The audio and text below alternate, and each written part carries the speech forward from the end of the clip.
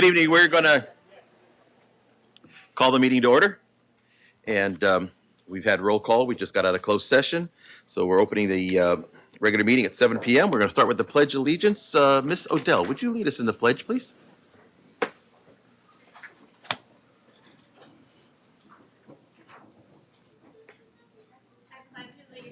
To the flag of the United States of America and to the republic for which it stands, one nation, under God, indivisible, with liberty and justice for all. Thank you for leading in the pledge. Approval of the agenda. I have some corrections. On item number 1, opening business, item C. Number 2, that is an action item. It says no action, but that is an action item. On to new business A and new business D. Those 2 items are being pulled tonight. And then we will have those on a agenda for a special board meeting on May 30th at 5 p.m. at the district office. Item E, level 1 and commercial developer fee changes, which is on page 286, item E in new business. There is a change in wording on the last paragraph. It should say, or it says, this will increase the amount of developer fees. It should say this will change the amount of developer fees. So that's a change there. And on on the consent calendar, item C, there is an updated list of the staff who were offered contracts. The board has a copy of all those, and it is also posted on the district website. So those are the changes or corrections to the agenda. Dr. Marshall, anything else? No further changes. All right. So with that, I need a motion to approve the agenda as corrected. I move we accept the agenda as corrected. A second. Got a motion by Gattuso, seconded by Munoz to approve the agenda as corrected. All those in favor? Aye. Aye. Opposed? And it is carried. On to some great news and great exciting things, and that's our recognition and introductions.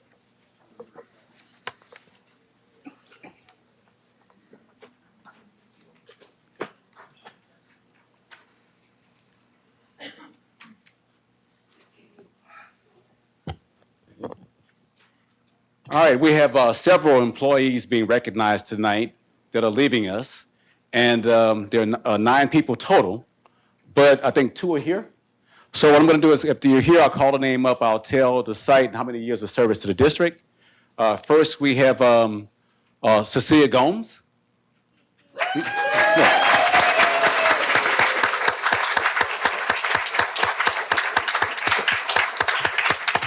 She's at Henry Miller, and she's served us for 35 years.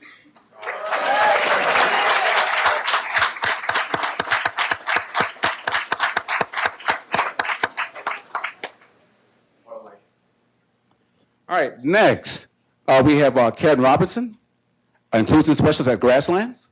She's here. And she served for 9 years. Kristen Odell from Creekside. Well, Bo Vandals. She served for 8 years.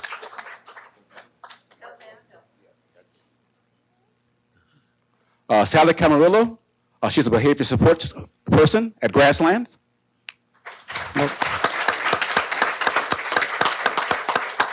43 years of service. All right, Thelma Blayler, a teacher at LBE.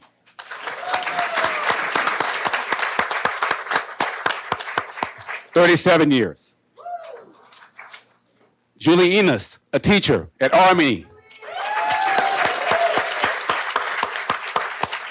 22 years. Jeff Miller, teacher, LBE.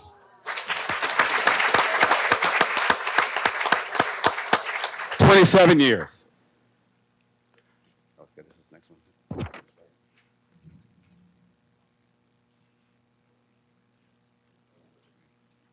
All right, Janice Pewarski, teacher, Army,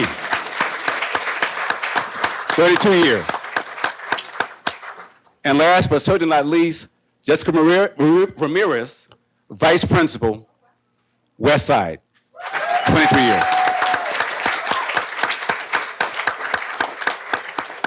And we added it up, it's a combined 236 years of experience of service to the district.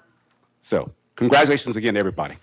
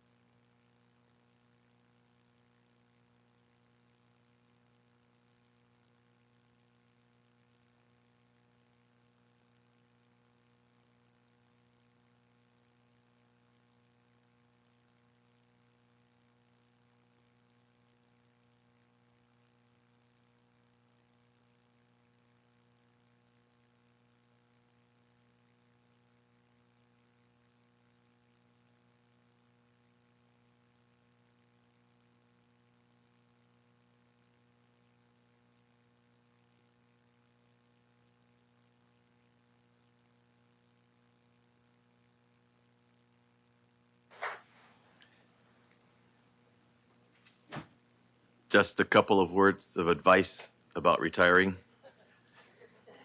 It's wonderful. Enjoy every minute of it and stay busy, because if you don't, you kind of fold into the couch cushions. You don't want to do that. So stay active. On to item 2 in recognitions. And we have a 6th grade student, Gabby Sanchez, who was the winner of the Elks Lodge essay contest. Welcome, Ms. Diaz. Good evening. My name is Zelda Diaz-Harper. I'm the principal at Miano Elementary, and I'm very proud this evening. Proud of a young lady who has excelled and written an essay which has earned her first place.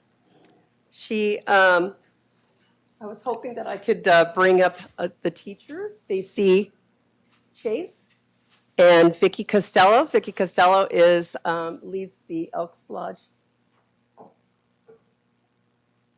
And she'll be able to tell you a little bit about the essay contest.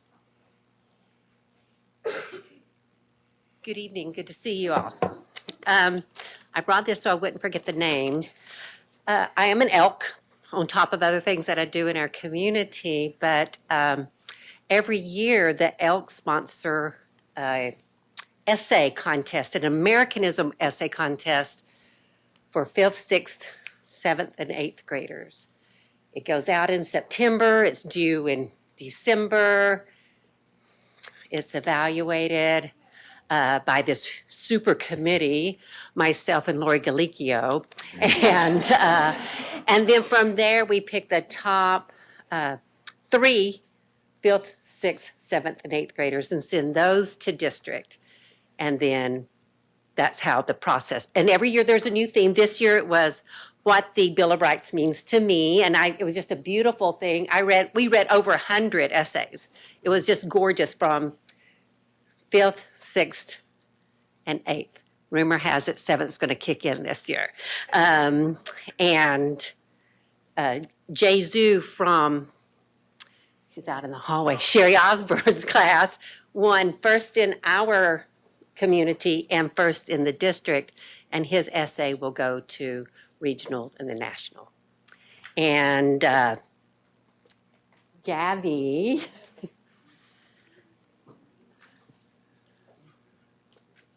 from Mrs. Chase's class won first in our community and first in the district, and her essay is going on to regionals and the national. And then, yeah.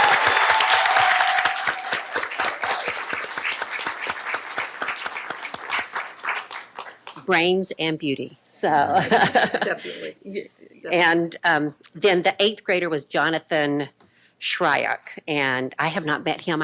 He had a conflict with scheduling, but he had his reward, and he won first in our community, and that's where that stopped. But maybe next year. So, questions for me before we go? Because she is amazing. Thank you for inviting me. Of course, of course. Teacher, would you like to say, Mrs. Chase? I just want to say I'm extremely proud of Gabby. She excels academically in everything in my class, and she's definitely going to go places. This gave her a boost of confidence to keep writing and to keep pursuing that. And I actually think it's something she's really going to get into later.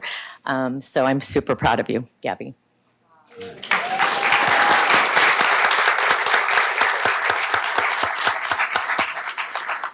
Gabby, we're extremely proud of you at Miano Elementary. We have this beautiful plaque to present to you. Congratulations.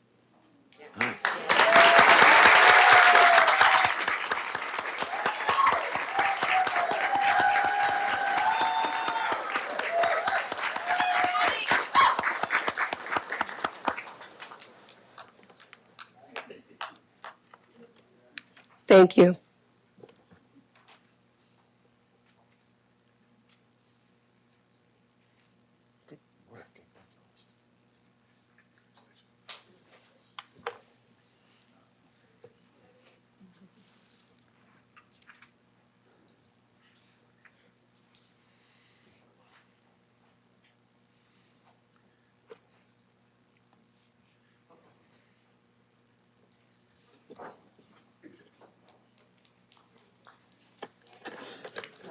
Congratulations again.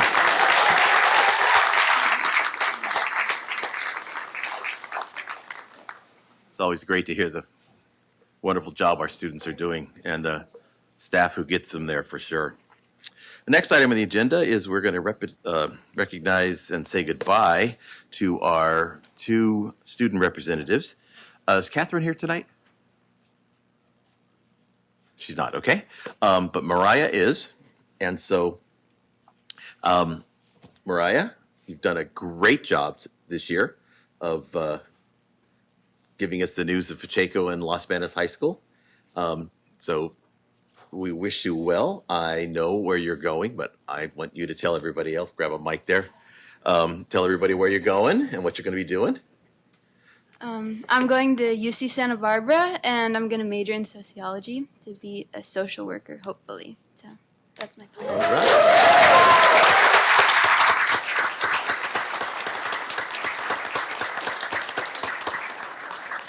We all want to wish you best. Thank you for all you've done for us this year. We have a little gift for you to take you and get you started with a book. Well, maybe 3 pages of a book, but it's actually they don't use books anymore, so I don't know. Anyway, so congratulations on doing a great job, and thank you for all you've done, and lots of luck. UC Santa Barbara is cool. Catherine is not here tonight. Catherine is our Pacheco High School student representative. She'll also get the same little gift card, and they get parting gifts. So, so Mariah, when you leave tonight, don't forget to grab your thing and your name tag up there. And we want to thank Catherine for all she's done. She did an absolute wonderful job also. So thank you to our high school representatives. We won't have a high school representative here until next September because they take the summer off for some reason. So, but enjoy and good luck, and enjoy college. It's wonderful. All right.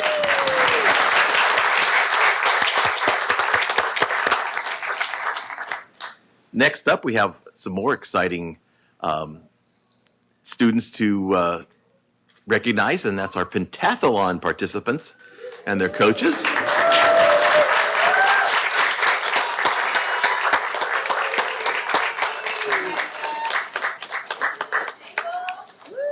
We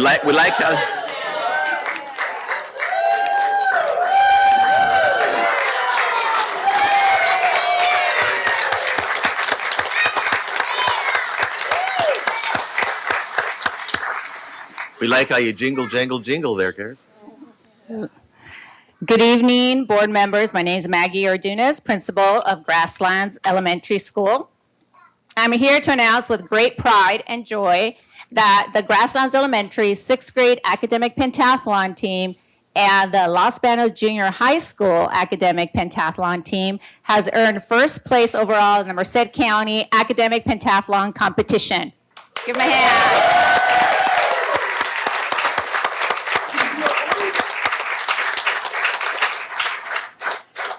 I just want to say this triumph is a testament of our students' hard work, dedication, teamwork, and their resilience. I want to extend a thank you to Ms. Schultz, whose guidance and coaching have been instrumental in this achievement. And she's going to recognize many of these students individually, but I do want to recognize one particular student, Evelyn Arambula. I want to just let you know, board members and public and teachers that are here today, Evelyn was at the reclassification ceremony that morning of the competition. She was reclassified as a 6th grader as being a fluent in English, so she is bilingual, fully bilingual, along with many of our students that have been already reclassified. But that morning, she went to the ceremony, she was recognized, and she missed the bus to go to the competition, so her mom drove her over to make it to the super quiz, so she was able to compete as well. So I'm really proud of her and all of our students here today. And I just, again, want to thank Ms. Schultz for her commitment to excellence and her ability to inspire our students. And that has clearly shown through in this competition. Thank you, Ms. Schultz, for leading our team to greatness.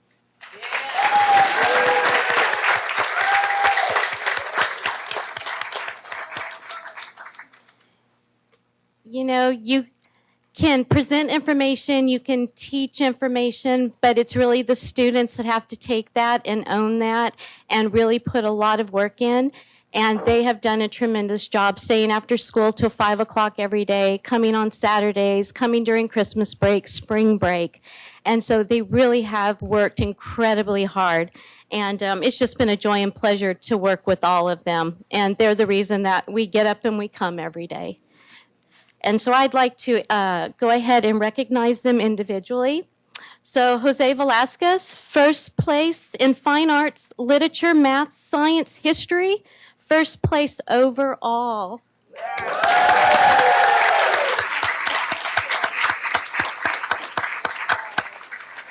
Isaiah Carbajal Rios, third place fine arts, second literature, fifth science, second history, fourth place overall.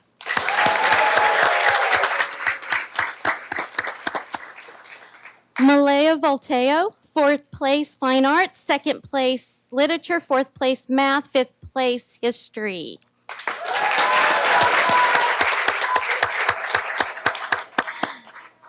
Evelyn Arambula, fourth place fine arts, third place literature, second place mathematics, third place science, and third place overall.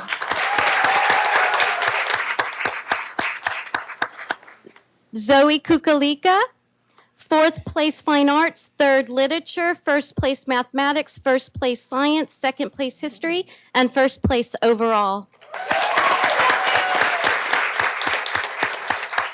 Kimberly Gonzalez, first place fine arts, fourth place literature, fifth place math, third place science, fifth place history, and fourth place overall.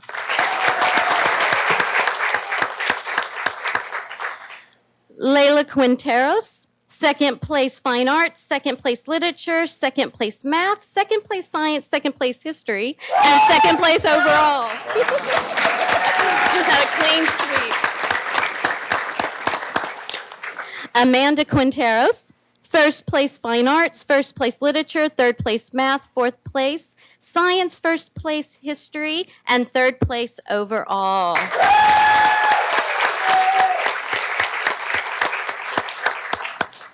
Trinity May, fourth place fine arts, second place literature, first place math, fifth place science, second place history, and third place overall.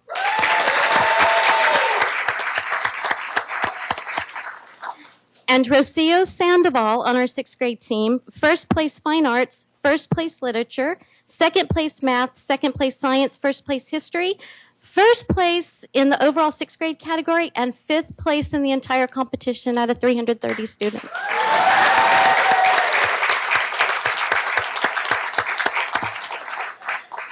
That was our Grasslands 6th grade team. Our Los Banos Junior High team. We have Reese Betchart, 2nd place Fine Arts, 3rd place Literature, 3rd place Math, 3rd place Science, 3rd place History, 3rd place overall, and 3rd place overall champion out of those 330 students.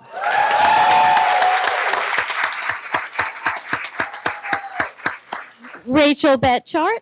We have 2nd place Fine Arts, 1st place Literature, 1st place Mathematics, 2nd place Science, 2nd place History, and 2nd place in our division, and 2nd place out of the 330.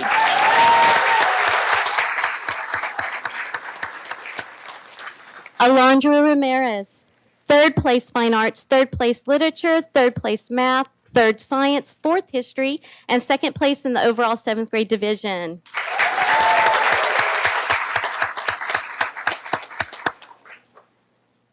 Sebastian Mosiel Ponce, Fine Arts, 3rd place, Mathematics 3rd, Science 3rd, 5th place History, and 4th place overall 7th grade. However, he is a 6th grader who helped us round out the varsity team.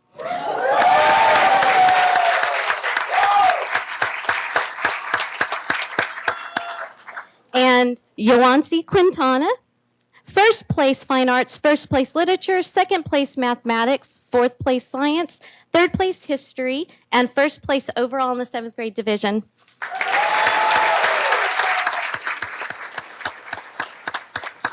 Now, our 2 wonderful students at the end are 8th graders, and we didn't have an 8th grade team. However, they wanted to go and compete in the individual categories. And so we have Yuritsi Hernandez, who has 2nd place in Fine Arts, 1st place Literature, 1st place Science, 1st place History, 1st place overall in the 8th grade division, and 4th in the championship out of the 330.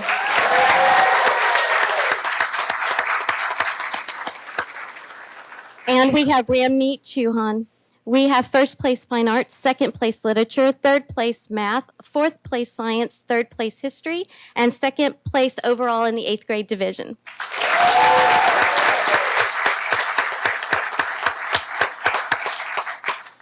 And it's been an amazing year. I coached all of both schools, and it's very, very nice because our 6th graders now, as they go on up to Los Banos Junior High School, they have friends, they have another thing that they can participate in, and it was just wonderful, the relationships that were formed. And we're just very proud of you and love doing this with you guys so much. So we have been invited to the national competition as the champions in California. And so we're going to Phoenix, Arizona this next week to compete at the national level. And we hope to bring back something amazing to tell everybody here in Los Banos, California, our little bitty town in the middle of nowhere, nobody's ever heard of, and take these guys to the national stage and watch them shine.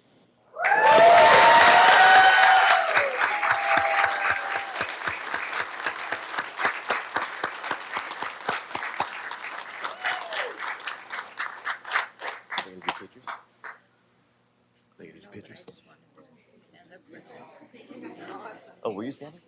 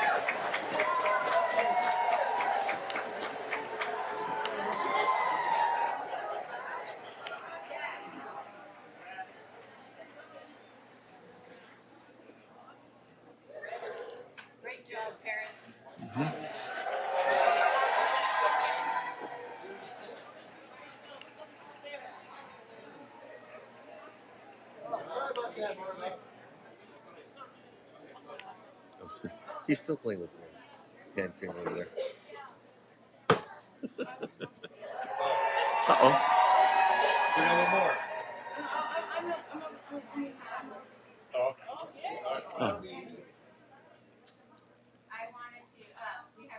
Member in the audience sitting here from Los Banos Junior High School.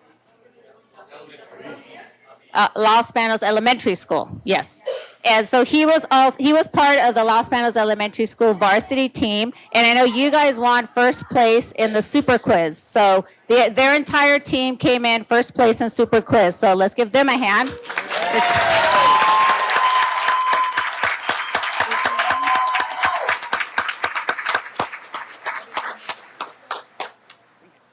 And so Joshua Sandoval is the only one here today, so I wanted to recognize him for coming today and representing your entire team. Thank you, Joshua. And I'm not sure how many medals, but you have a lot of medals on you, so let's give him a hand.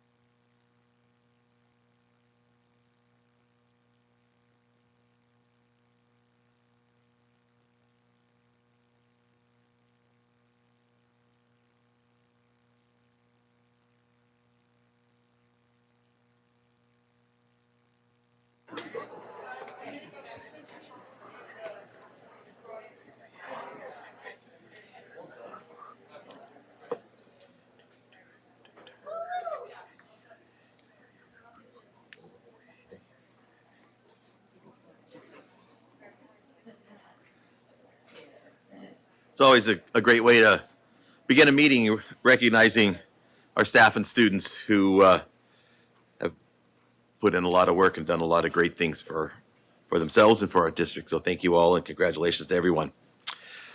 Next up, any member of the public that wishes to have an item placed on any school board agenda and that item is within our purview may do so by contacting the superintendent's office and having that item and request to have that item placed on the agenda at least 2 weeks prior before a regularly scheduled board meeting. If there's anybody that wishes to comment on any item that is on the agenda tonight, you may do so when we bring that item before you. And all you need to do is step up to the podium. You'll be called on. Please give us your name, and you'll have 3 minutes to speak on that agenda item. If there are multiple speakers on that agenda item, there'll be a maximum of 20 minutes for comments on that agenda item. If there is anybody here tonight that wishes to address the board on any item that is not on tonight's agenda, may do so in a second when I say that we're going to start that process. You'll come up to the podium, give us your name, and you will have 3 minutes to speak. If there are multiple speakers on the same non-agenda item, it is still 20-minute total for that non-agenda item topic. If there is anybody that wishes to address the board tonight, you may do so by coming up now on any non-agenda item. And I should also comment that there is a timer underneath that monitor over there, so it'll give you an idea of where you are. So, welcome. Hello, board. My name is Domingo Sandoval. My son, Joshua Sandoval. I was here because this morning I find out that it's not going to be graduation for kindergarten and 6th grade. So, or promotion, whatever you guys call them. I never been notified. I check my emails. I'm very true with my emails every single day, 4 times, because it's my business too. And just want to know, see, I don't find out how many people he don't know about the graduations or promotions. So, he worked very hard. He's got to go to Creekside Middle School. So, with no graduation or something, to recognize the hard work he does, it's not fair for all the parents that you see her brothers graduating or promoting to another level. So I think, whatever people decide to cancel it or whatever the person decide, he need to think about it twice because he have kids too. And he want to see graduating or being promoted to the next level. That moments when you have that photo for sixth grade all the way to it's memories. They actually is being erased for the kids. So I asking you guys to find out what is the reason and put it public, because right now, I just find out this morning. How many people is gonna find out later? Somebody decided to put in Facebook, say, oh, it's not gonna be, and it's gonna be a big thing. So before get to that point, I think it's gotta be fair to letting the public know what is the decision is and what is being made. So whatever person decide to make that decision, because we are Los Banos. You know what I mean? We are Los Banos. Thank you. Yes, I will tell you,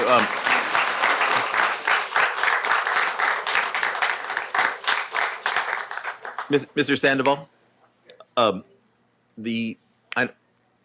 don't see him. Is Eric here tonight? No. The person to talk to would be Mr. Soursby, Eric Soursby at the district office, our director of elementary education. So is he going to be in tomorrow? Think so? He should, contact him at the district office, and he should be able to help you through this. Okay? Thank you. Do we have anybody else who wishes to address the board on a non-agenda item?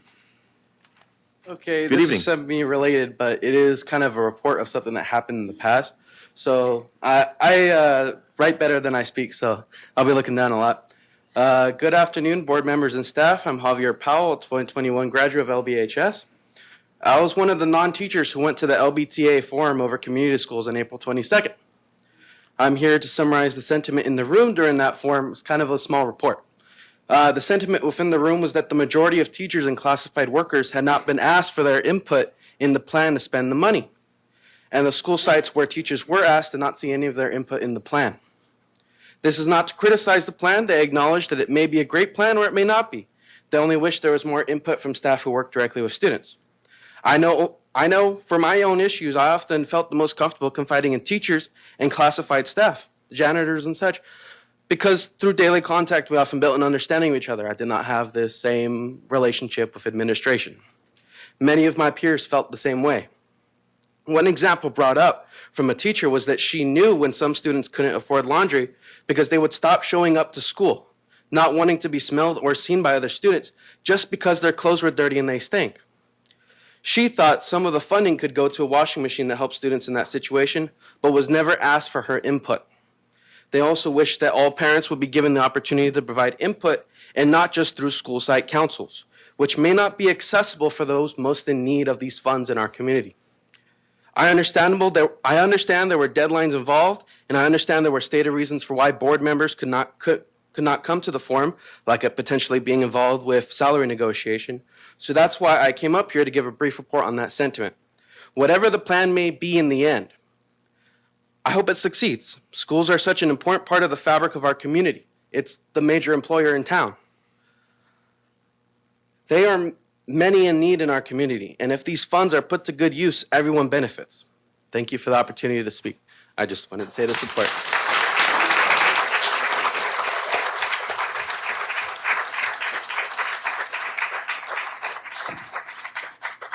And thank you for your comments. Right in front of you is Dr. Sean Ritchie, and he could answer some of your questions. If you have questions for him, you can go out and you guys can have a little discussion about where you are. So he also has a presentation on community schools coming up later on in the. Yeah. Okay. All right. Cool. Thank you. Anybody else who wishes to address the board on a non-agenda item? All right, seeing no one come forward. Mariah, it's time for your last report this year. Okay, so I'm going to start with Los Banos High School, and then I'll go to Pacheco. So, school news. On April 11th, students took a field trip to UC Davis. They attended a workshop and ended with a campus tour.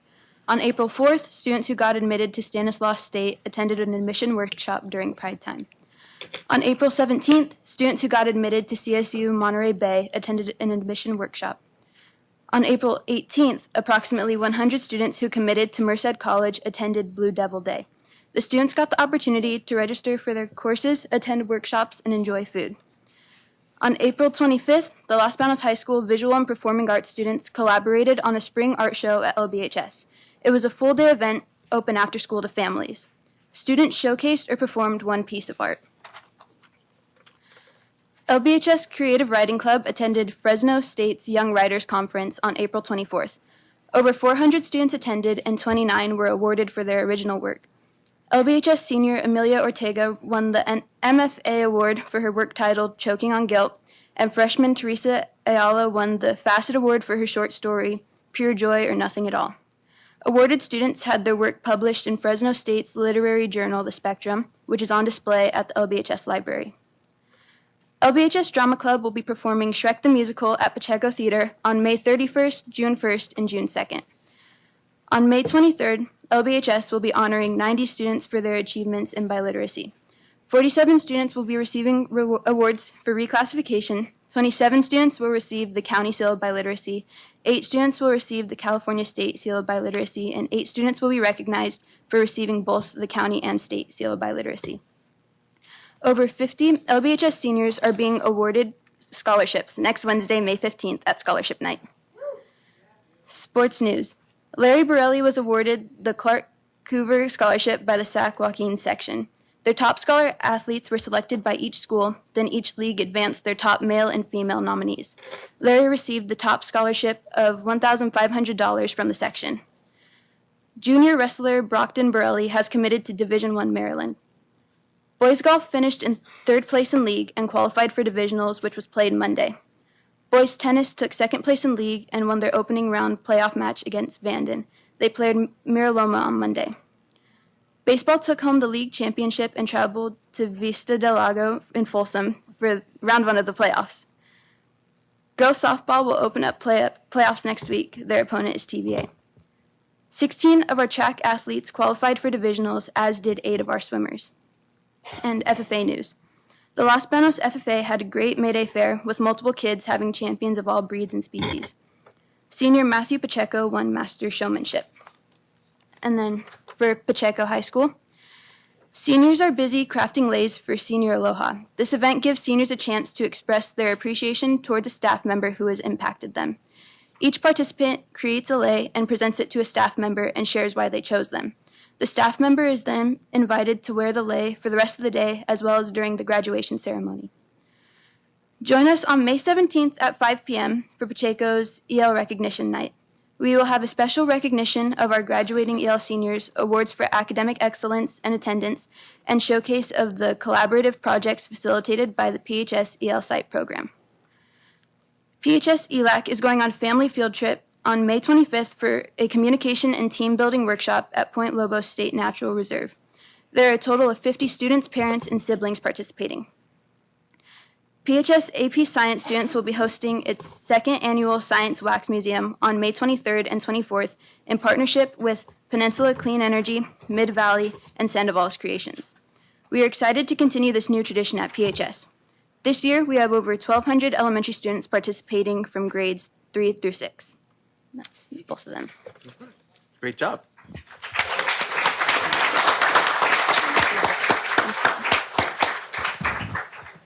Thank you very much. Good job. you. And again, lots of luck and have lots of fun in college. Thank you. Because Not then you have to too go to much work, fun. you know? Thank you. All right, great job. All right, next item is California School Employees Report, CSEA.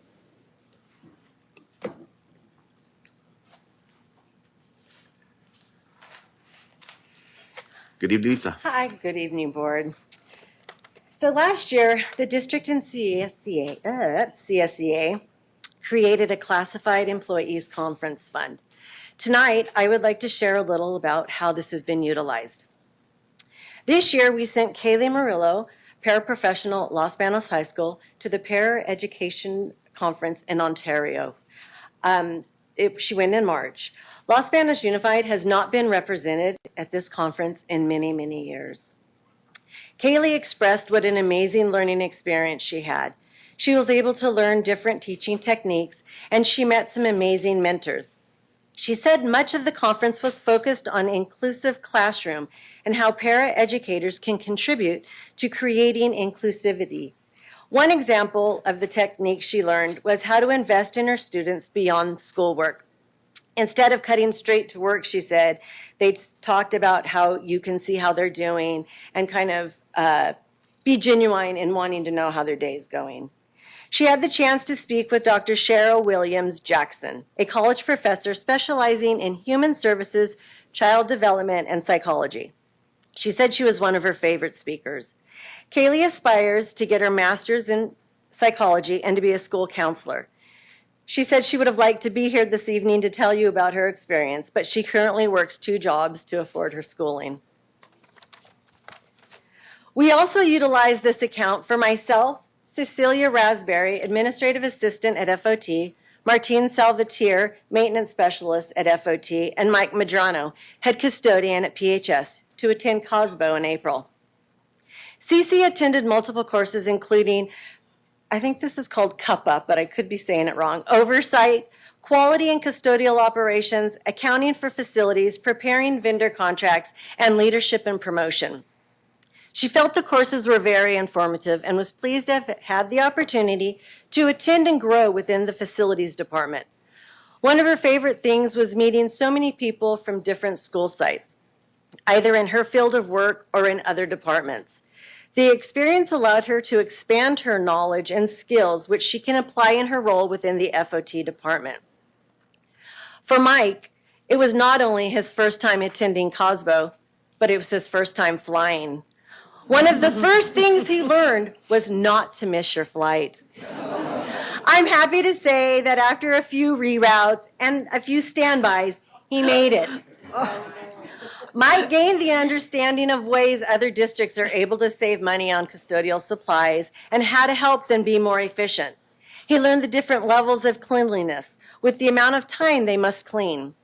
And he acquired the knowledge of COSBO standards on how many custodians and maintenance personnel should be employed per square foot of any site.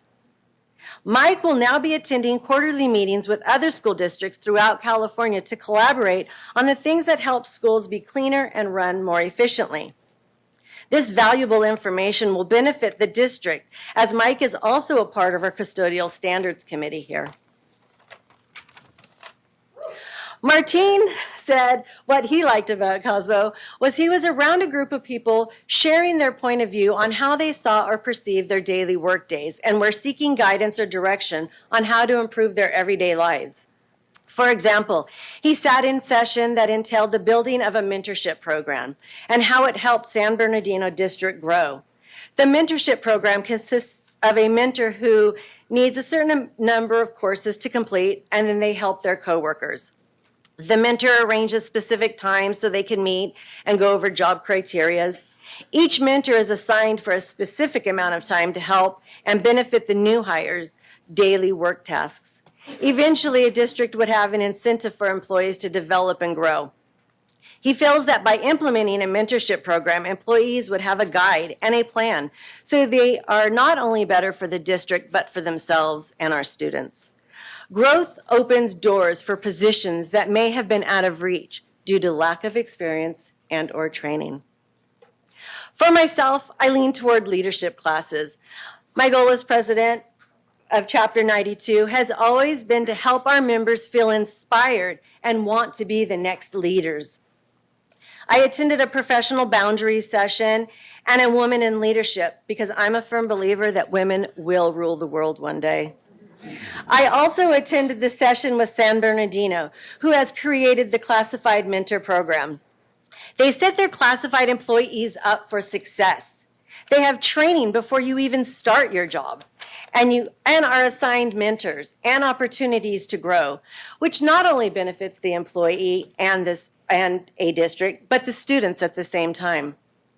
This by far was my favorite session. I came back and immediately set up an appointment with Dr. Kelzadias and shared it with her. This fund has opened doors for us. It was another positive step to ensure equality and equity in classified employees.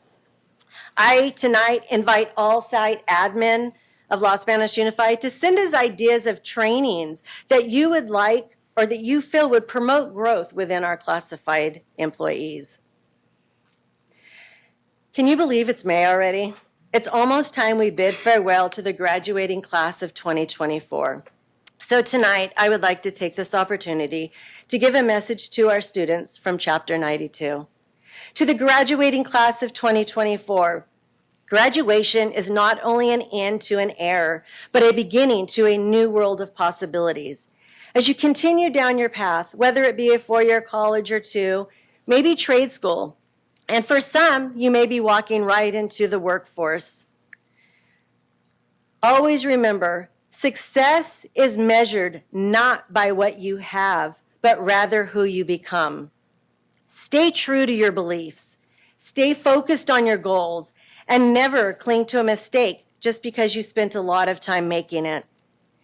And because I love to end my reports with a positive quote, I thought this one from Ralph Waldo was perfect, especially for our seniors. The only person you are destined to become is the person you decide to be. Thank you.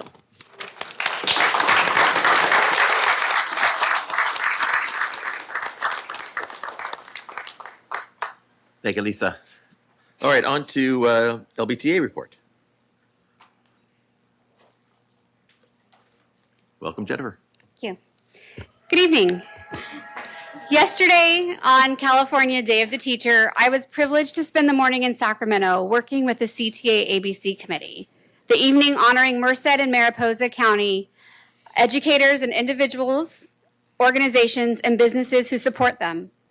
The between times, I answered phone calls, emails, and texts from local educators, wondering why the district gave us 2 small socks with a logo that's going away.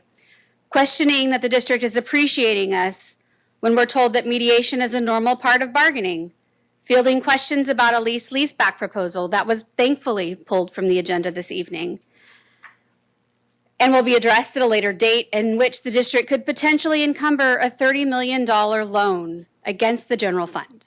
You know, where books, salaries, supplies, all of it come out of.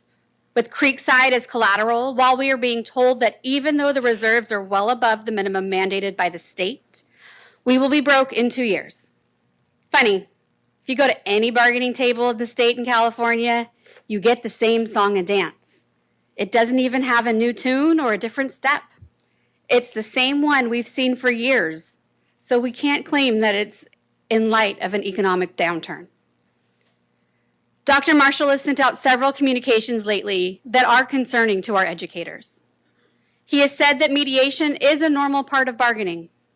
Maybe it is where he's from, but not here in Los Banos. I've been teaching here for 26 years. We've never been this far. He has stated that the cost of living adjustment for teachers could lead to future layoffs, which in turn pits employee groups against each other. You know, when they say divide and conquer, there's no mention of administrative layoffs. He stated that tomorrow will be the first mediation session, implying that there will be more dates to come. We have 1 date scheduled. 1. This is not meant to be a first date. It is meant to be the only date. Dr. Marshall has also stated that LBTA forced the district to say that their last offer was their last, best, and final offer. Well, when you come in and give us the exact same offer that you gave us last time, say you aren't prepared to change anything, but that we are welcome to bargain against ourselves, then that is indeed what you're saying. He's also stated that LBTA forced the district to file impasse. We were willing to continue bargaining. We were willing to keep going. The district was not. If you're not willing to engage in good faith bargaining, then you are at impasse. We didn't become educators with the idea that we would become rich. We did, however, expect to be able to support our families. We didn't expect that in a profession where a post-baccalaureate education is required, we would be relying on our partners or second jobs in order to make ends meet. We didn't expect between choosing funding for our classrooms or funding for our own children's needs. It is your turn to do the right thing. You are Dr. Marshall's bosses. You were elected with the task of providing every child in this district with a quality education. You are the key in attracting and retaining quality educators. Over the past few years, I've been called a lot of names. Entitled, a bully, racist, and those are the nice ones. But here's what I am. I am a dedicated teacher and a union leader who goes above and beyond for my students, my family, and my members. LBTA or myself will not be bullied or cornered into accepting anything that is less than what our members deserve. Thank you.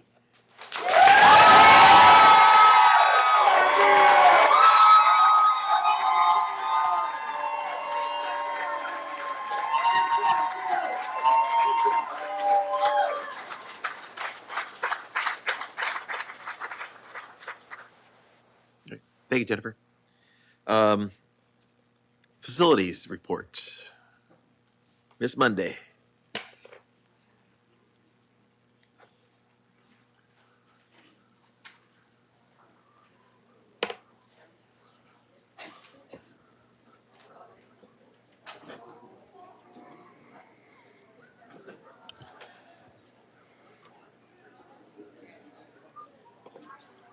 I'm gonna wait a minute.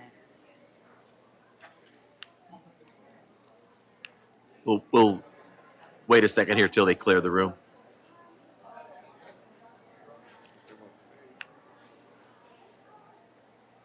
They should stay to hear what's going on.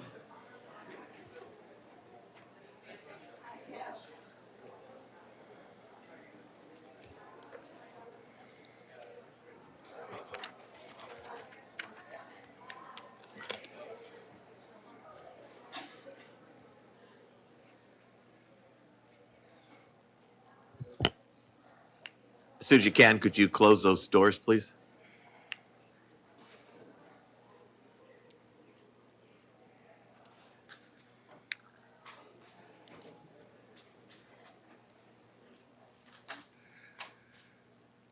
All right, I think we're good to go.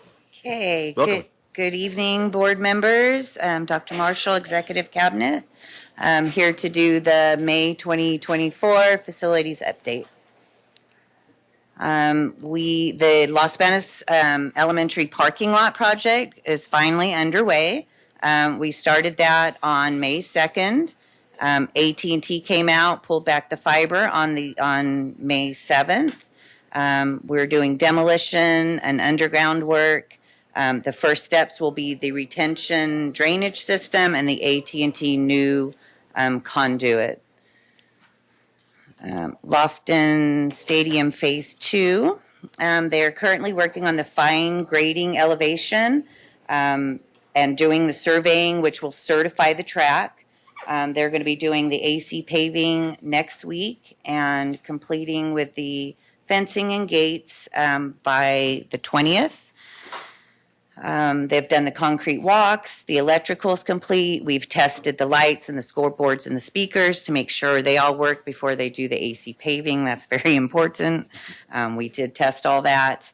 BMY will demobilize the work of 520. They'll be removing their construction fencing, the restrooms, their job trailer, and then the turf contractor will come in and they'll be working for about 3 to 4 weeks on that. Mercy Springs shade structure is up and complete. We did our punch list walk on the 8th, and we will be opening, they're finishing some stuff on Saturday, but then we'll be opening it up to the students on the 13th. So with this nice, really hot weather coming next week, that'll be great that they have that.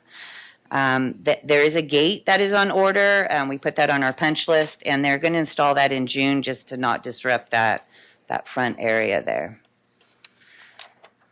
The Tiger Gym roofing project, they are completing the metal dome work. I thought it was really cool, this one picture there, the second one in the middle. They actually curved those panels with that machine out at the site, so that was very awesome to watch. They're installing the coping cap, which is the top part that kind of pulls everything together, and on the sides. And then there was quite a bit of shimming necessary. So once they took off demoed off all that old roofing. You could see where it was lumpy and bumpy. So they had to put some shims in there and to make those curved panels lay very nicely. So our scheduled completion date for that one is 5/17. The FOT parking lot and site improvements project, that is a big, it's a big construction site right outside our window. It's been fun to watch. It's very disruptive for transportation. We really appreciate them being flexible. We're parking the buses somewhere down the street. So we just appreciate their understanding. So we're doing demo, underground work. We've got the storm drain in. They are phasing it, so we're kind of doing the front. So we have access from the back because we're there still working in that building. And then once they'll kind of give us back the front, and then they're going to work around the building. So we'll always have access to the building itself. But that's coming along very nicely. And our Early Education Center, otherwise known as TK Center, we've been talking about this for a long time. It's actually coming. It's actually getting really close, so it's exciting. Increment 1, the site plans are in DSA review right now. We expect approval in June, mid-June. Next board meeting, I'll be bringing permission to bid, to seek bids for that site work. Increment 2, which is the modular buildings, we're going to submit those to DSA on July 8th. We had our kickoff meeting with AMS, who's the building manufacturer, and we have to get their plans to incorporate into our plans that we're going to submit July 8th. So we're all working towards that goal. The architect and I met PG&E out at the site because we need new electrical service to the site. And so we're going through that procedure, and we should have electrification of the site by December. And on this picture, it shows some of the playgrounds we're looking at purchasing. They've given us some colored renderings. These are just kind of examples right now. We're still working through what it's actually going to look like. But we will be bidding the site work out in July, and we will be having groundbreaking August, September. So as I said, it's coming pretty quickly. And one additional thing that will come to next board meeting, we're working with the city on an MOU currently for that undergrounding of the drainage ditch and the landscaping and erosion control outside of our property. So that'll come next time. And that is it. Any questions, comments? Questions, comments? All right. Thank you very much. Thank you. Good job. Thank you. All right, on to superintendent's report. Dr. Marshall. Thank you. I'll keep it positive tonight. Okay, we have, I want to first recognize a lot of, again, the retirees. That's a very good chapter, the next chapter. You know, all of our certificated, classified people going on to that next chapter. You know, congratulations. You're really going to enjoy it. We're going to continue to recognize our students. We have amazing students. So we have our winners that were celebrated tonight. We also have the month of May, which is a big on recognition. So this week was Teacher Appreciation Week and also School Nurses Week. Those are national observations. We also celebrated National School Principals Day, which is, I don't know if we celebrate that all the time, but that is getting to be bigger in the country. And then we had the state recognizes the National School Food Heroes. Next week, our classified staff is being recognized. In a few minutes, you're going to hear about the Community Schools Grant Award that we received. That is a big deal because our district received over $20 million. That is not an easy feat. Dr. Rich is going to kind of outline the processes and stuff like that. But what's interesting, I went and I had a few minutes, I looked at the districts that got the awards. I mean, you have to do a deep analysis. And some of what's interesting and was very powerful is that a lot of times the usual suspects that and often get those type of monies, the San Diegos of the world, the LA Unifieds, we got a lot more than those staples because normally you have those grants, they normally get the lion's share. It always works that way. And there was one district that was like twice as big as us that got like a $40 million award. And I made contact with them because I used to work that was my neighboring district. And they used a very similar process, and I think you'll kind of outline that as far as how we went about that. But I want the public to know when you get $20 million from anybody, there are metrics, there's an evaluation process that you have to undergo every year. Don't just give you the money to spend willy-nilly. I mean, so basically, if you wrote down X, Y, and Z, they're going to expect that X, Y, and Z get done. And so I think it's a very good process, and he'll talk about all that. So I want to just put that out there first because this is a big deal. If you have time, I'll send you, in the Friday memo, I'll send you all the districts in the state that got awards. And just pay attention to the ones that were over in double digits, and you'll see what I'm talking about.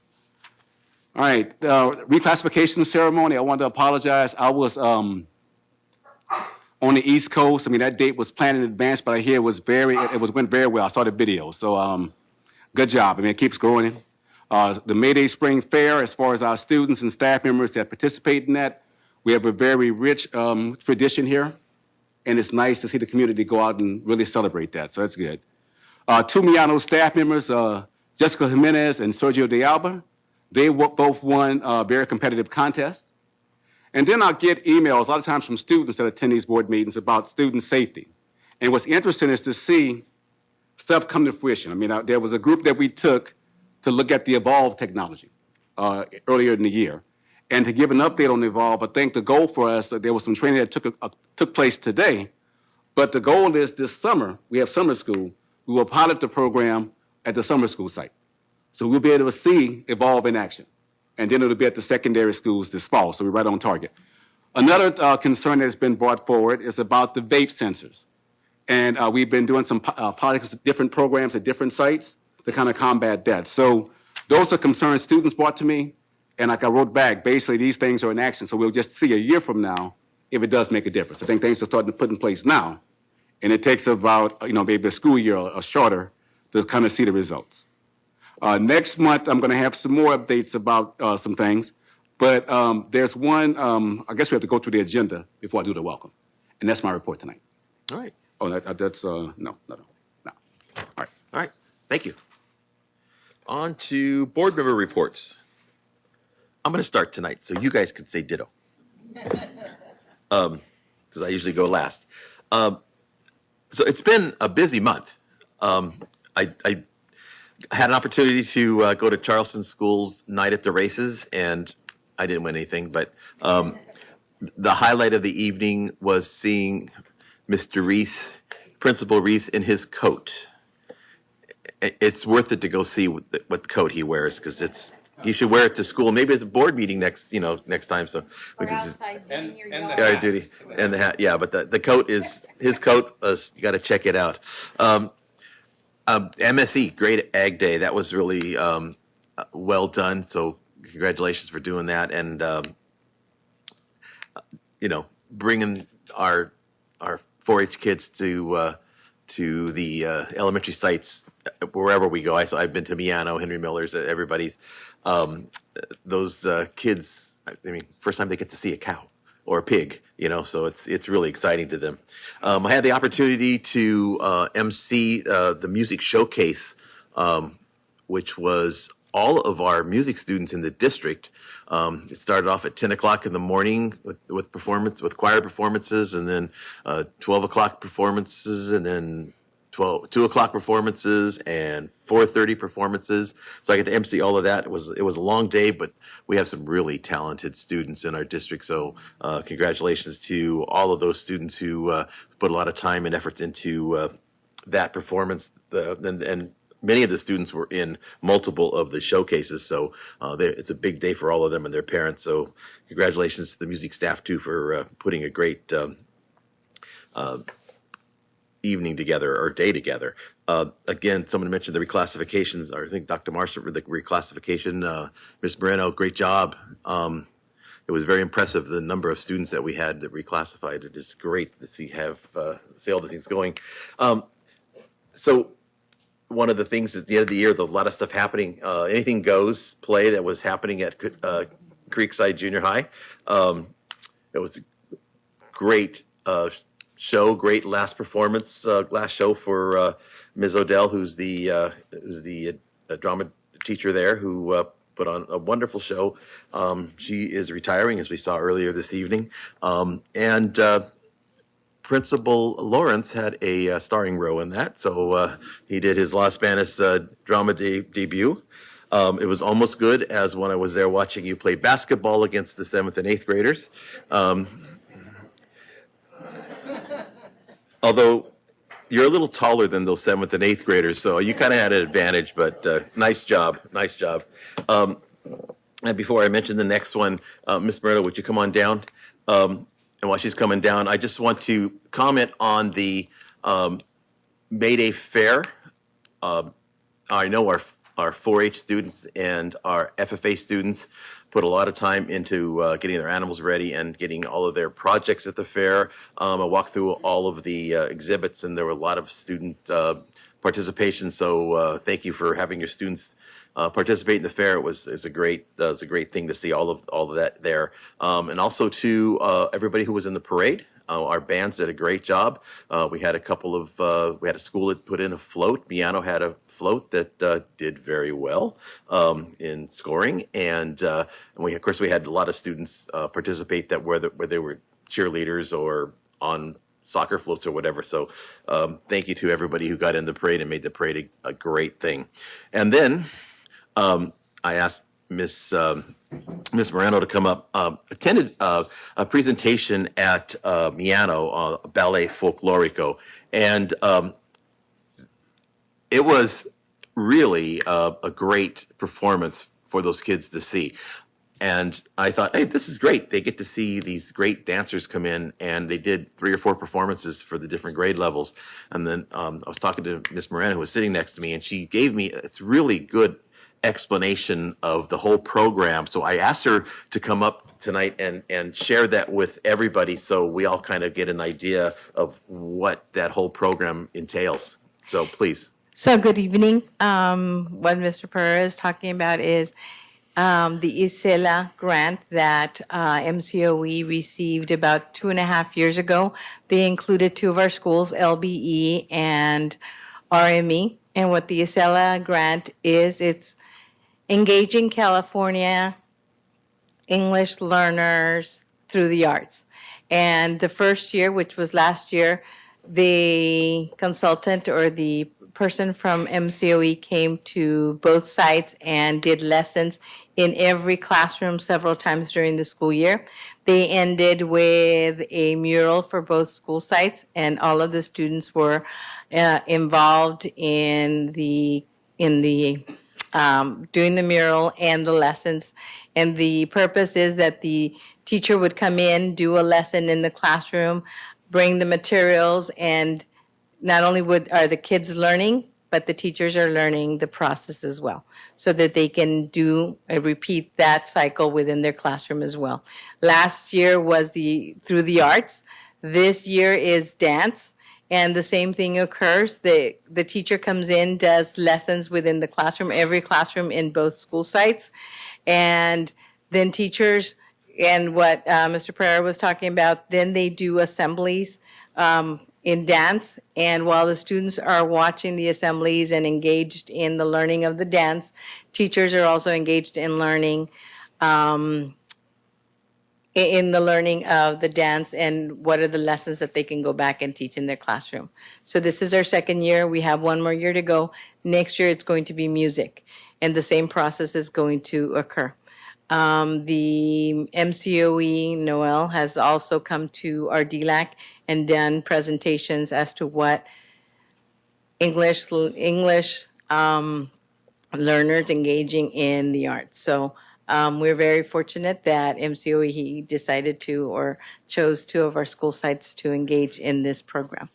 So Thank I you. hope that explains it. Thank you, because I'm sure no one else knew any of that. It was new to me, so I Lots, thought I'd share it with a all lot of you. of great things are happening Yeah. within Los Baños School. So So, cool. Thank you. Thank you for sharing. Appreciate that. And just a couple of things, last couple of things. The senior art showcase at Las Banas High School had for the last couple of days at the Arts Council. They had some great stuff. We have some really talented art students. And I know there's more coming from all of the other schools. So looking forward to all that. And we have lots of concerts going on in the district with all of our music programs. They're doing their final concerts. I attended Los Banos Junior High's Pops concert last night, and they did their awards night. It was wonderful. And last but not least, congratulations to all of the great awards that we gave tonight, or we watched that presented the pentathlon awardees, and of course, congratulations to our retirees. And it's almost here. We only got 19, 20 days left of school, so then you can breathe again. So enjoy your summer. With that, Ms. Gattuso. There's nothing left for me to say. I know, that's why I said you guys, wait a minute, wait a minute, this thing, oh, there it goes. Okay, I was having you turn it on. There we go.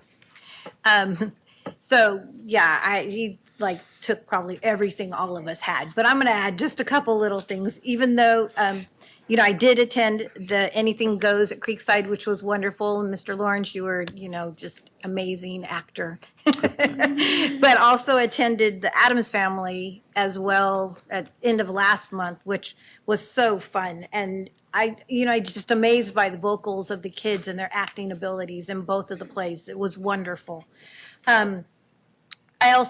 I didn't attend Ag Day at Mercy Springs. I got to present, and that was so much fun with the kids, and I got to present on the fair.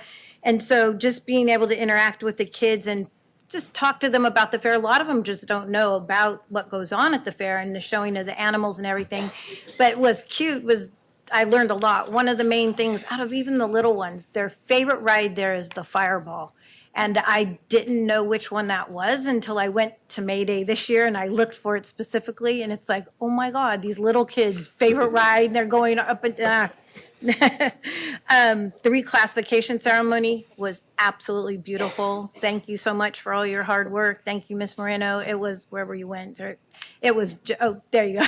It was just beautiful. Just a wonderful ceremony. The Arts Council, the senior showcase that Anthony, Mr. Pereira was talking about, I'm a board member on the Arts Council, and we actually got to partner with Los Banos High, and we sponsored that event at our Ted Velasco Center. So I was able to help with getting it set up and everything, and I'm so glad that we did that, that the board and my other board, that we worked together to do that. And we're looking forward, the Arts Council is looking forward to doing more with the school district. So if you have anything that you'd like maybe to do at the Arts Center, just let me know. I want to also congratulate the pentathlon team. Ms. Schultz is just incredible to get these kids every year, just whatever school she's at, that's who's going to win. So she's done an amazing job over the years, and the kids just great. I mean, you can't ask for more. What dedication from them.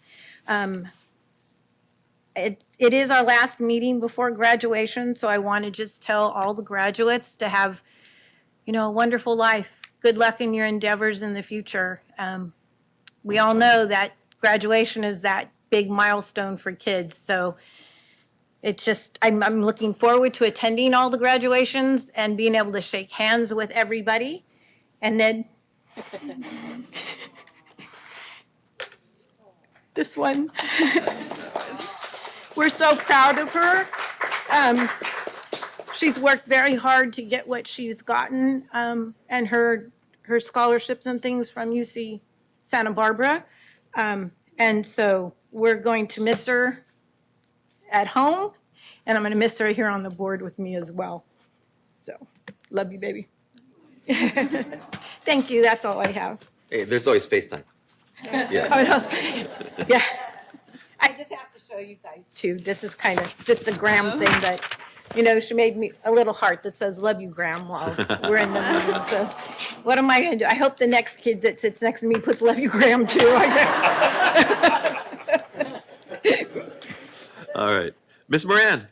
I have to follow that one, right? So maybe I can do the little heart on your agenda. I will add a new one. So I had the great pleasure to go to our local Rotary and see our high school Interact students, hear their passions, their stories, and as they transition onto college, because Rotary is worldwide, right? So we have a chapter over at Merced College.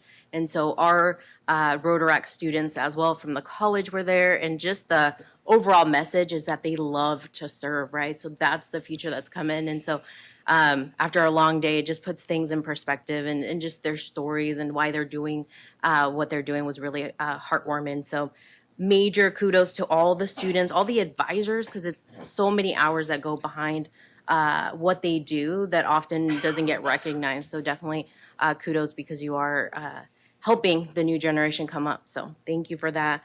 I'll be at the ribbon cutting tomorrow at Pacheco, so look forward to that. Now I switch my hats and now I'm calling, make a call out for Merced College. And so we do have a partnership with Las Spanish Unified School District. And so we have a dual enrollment presentation on Monday. So if there's parents, guardians, anybody, it's on Monday, 5:30, Las Spanish High School multi-purpose room. So my colleague Dean Soto will be out here to do the English portion. I have the great pleasure to do the Spanish version. So I'll do a quick recap in Spanish real quick and that will end my report. So ahora estoy hablando de parte del Colegio de Merced. Como saben, yo trabajo para el Colegio de Merced. Tenemos una presentación el lunes sobre la doble inscripción para las clases de colegio. Estas son las clases que los estudiantes cuando están en la preparatoria pueden tomar y agarrar créditos. Tenemos más información. Yo voy a hacer la sesión en español. So es a las 5:30 en Las Spanish High School, el cuarto de multipurpose room. So that's it. Thank you.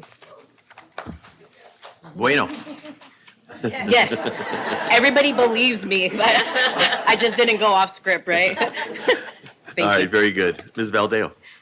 Well, every year I get to go sit on the second judge's stand in the May Day parade. If you guys don't know what it is, it's always there by by the railroad track. So the bands stop and always perform for us because they think it's a second judging stand.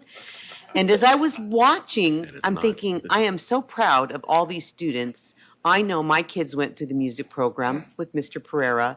They loved their music. I know how important music is for kids to want to stay in school. But I just want to give a shout out to all the dedicated teachers who teach band because going with Mr. Pereira on many of the events with my kids, I know what long hours those band teachers take, and the letter girls, and they're not even called that anymore, color guard. The color guard, they were so fantastic. It was just amazing to watch them perform and think to myself, look at all these kids participating.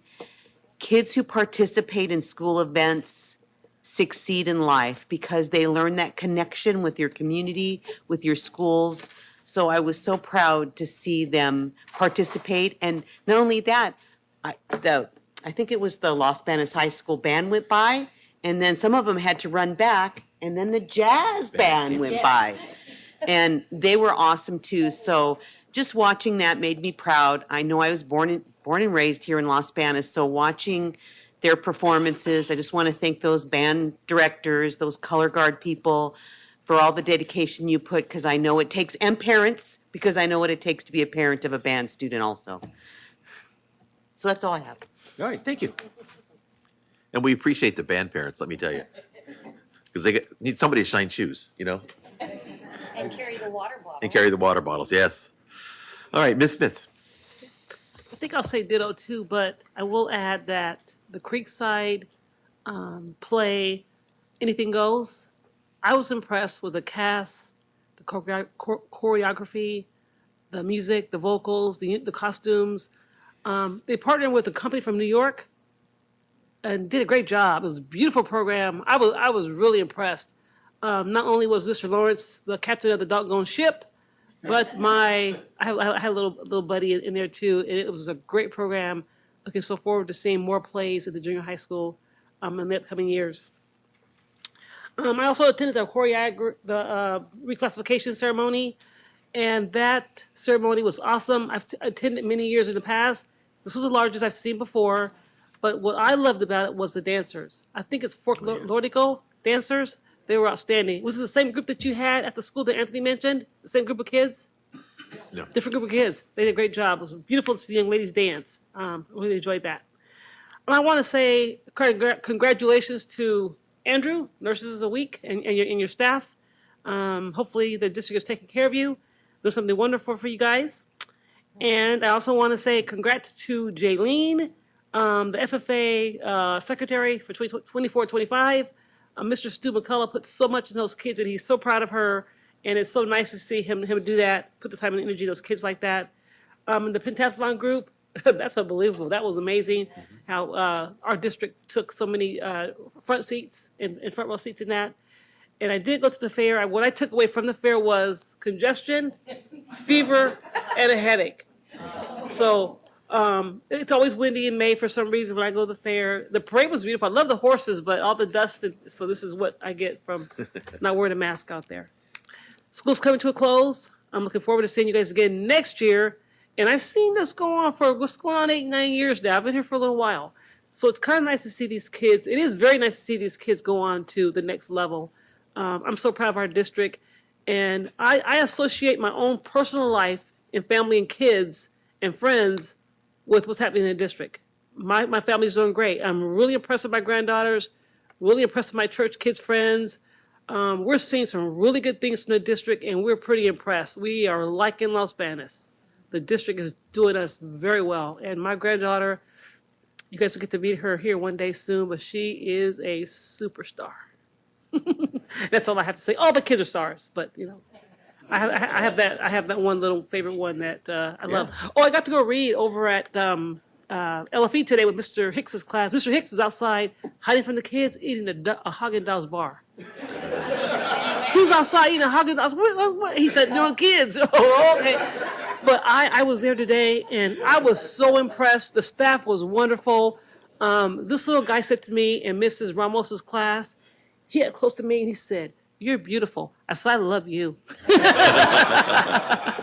So it was really nice. The kids were so attentive. They loved the book, Ramen, and they all knew what top ramen was. So it was kind of nice to hear that part of the story and how it's made and all of that. So it was a great day over at LFE, and looking forward to more. Looking forward to more. All right. All right, that's it. All right, thank you. On to Mr. Munoz. Hello, everyone. I'll start off here.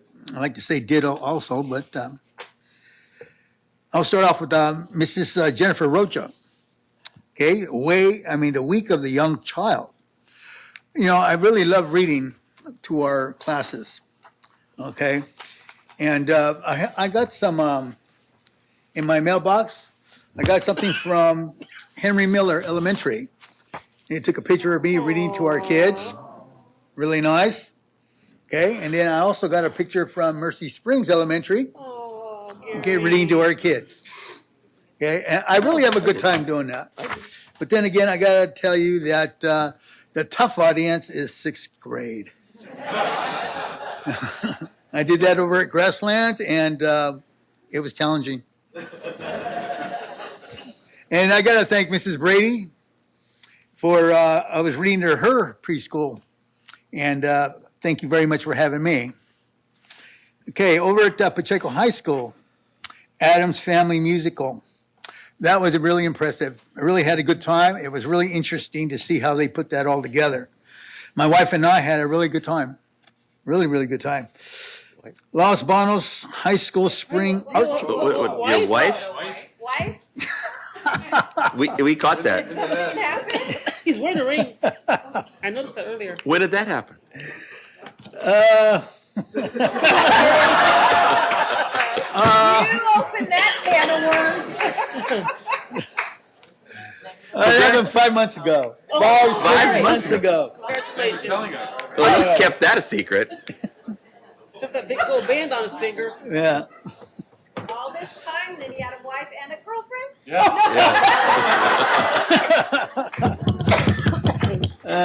Kelly. Kelly, yeah. Beautiful woman. Changed my life, I'll tell you that. Yes, I'm really happy with that. Okay. All right, so I'll go on. Oh, geez. All right, Los Banos High School. Spring Art Show. My wife and I had a good time. Yeah, we were looking at the arts and really impressive. You know, we saw a couple of pieces there that we offered to buy. We talked to, I forget who we talked to, and we gave our name and number, and they haven't got back to us yet on some of the items that we wanted to purchase. So we're waiting on that. I attended a reclassification ceremony over at Pacheco High School, Mrs. Marino. I was really impressed with the kids. They get smaller and smaller and smaller every time. It was really, really cute. The dancing was fabulous. The Aztec dance, I think it was. Yes, that was fabulous. And it took a lot of strength. But they danced by, 20 minutes, 15 minutes, something like that. And I know how hard that is. Okay. And then finally, we went over to Creekside Junior High. My wife and I loved that one too. Did she know you're a dancer? Did Did what? Did she know you're a dancer? My You dancer? seem like dancing. Yes, we dance. Okay. Yes, we do. So anything goes. Okay, we had a good time there. It was really interesting to see how everybody was put together. Mrs. Odell did a really good job, and it was fabulous. Had a good time.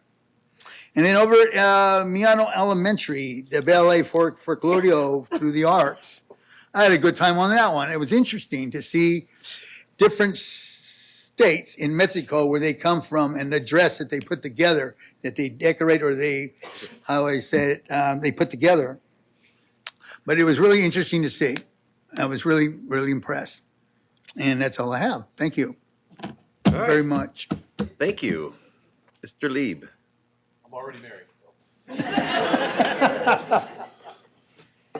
Hi, Lori. She's watching. Okay, so I just came from the floral competition at Pacheco High School. I'm telling you what, if you've never been to this floral competition, you need to go. So the floral department has their final, and the students create floral arrangements. They do table decorations.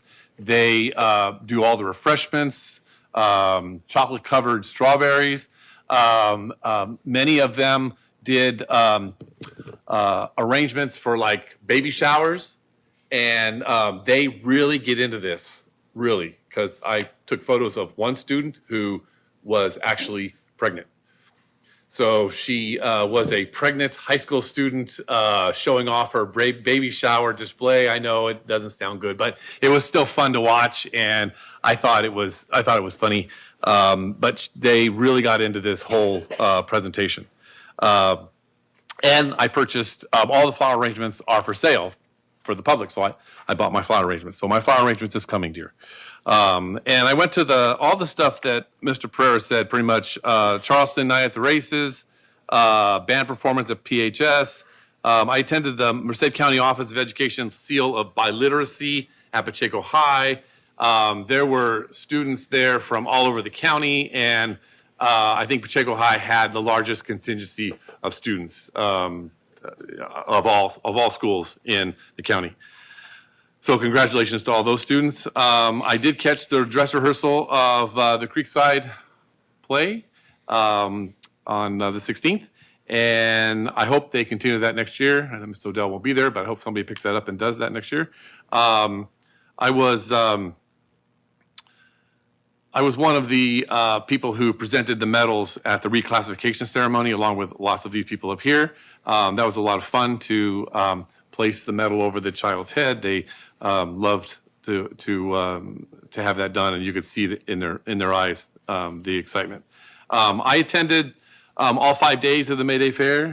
Didn't affect my congestion, no, and the parade as well. Very proud of all of our students. We have so many students in our district that can do so much when it comes to artwork, wood, metal projects, very creative. Our junior high and high school ag programs did very well. I do believe that the junior livestock auction on Saturday generated a little over $1 million. And I'm telling you what, I've been in Los Banos since 2001 and been to a lot of fairs, Stanislaus, Merced, Stockton, Chowchilla. there is a generation of people in this area that take care of their own fair people. So whether it be Morningstar, for those who know Hans Younts, he shows up every single time at the junior livestock auction and he bids on all these animals. There are farming families year after year after year who support these kids. And it really sets Los Banos apart from all the other fairs. I don't see that support in Madera. I don't see it in Chowchilla. I don't see it in Merced. But it is definitely alive and well in Los Banos. So we should be very proud of what we do here. And I want to thank everyone for all their support. And whether you're a teacher or a staff or a community member, the fair is that one 5-day item that pretty much sets us apart. And without the support from the community and the teachers, it wouldn't be what it is. So thank you. All right. And thank you all. Just a couple closer things.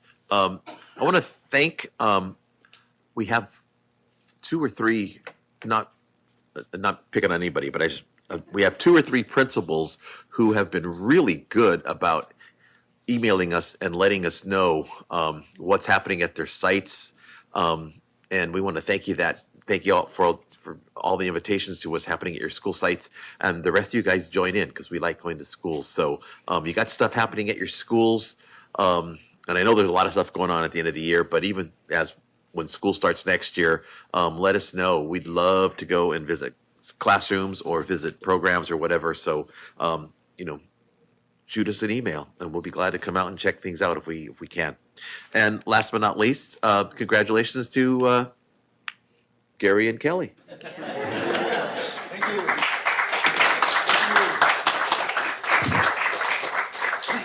All right, on to new business. We have pulled item A that'll be in before the board and the public on a special meeting, board meeting study session on May 30th at 5 p.m. at the district office. On to item B, which is our DLAC presentation. Ms. Moreno?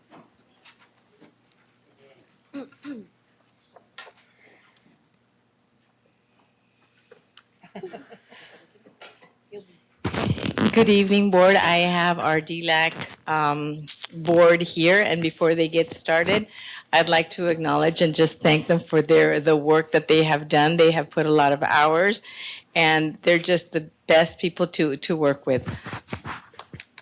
Welcome.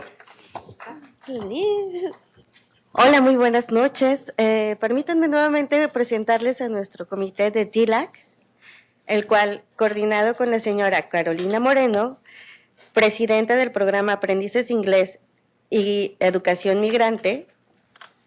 Good evening. Let me go ahead and introduce our excellent team. This will be our parents from DLAC, and they're really proud. They're really proud here to come and present all the activities that they have been doing, especially when it comes to present. And thank you for the knowledge and also the help today. They want to also thank Señora Carolina Moreno. She is the director of the English Learners, as also the Migrant Program. Dicho comité está formado por la señora Vicenta Montes, secretaria, la señora Rocío Valdivia, vicepresidenta, y Sofía Ortega, presidenta. So I have before you, let me go ahead and start with the president, Sofía Ortega. I also have Señora Vicenta, and Vicenta is proud to be the secretary. And I also have Señora Rocío here present, and she is the vice president. Thank you. Este segundo semestre hemos trabajado arduamente. During this second semester, we have worked really hard.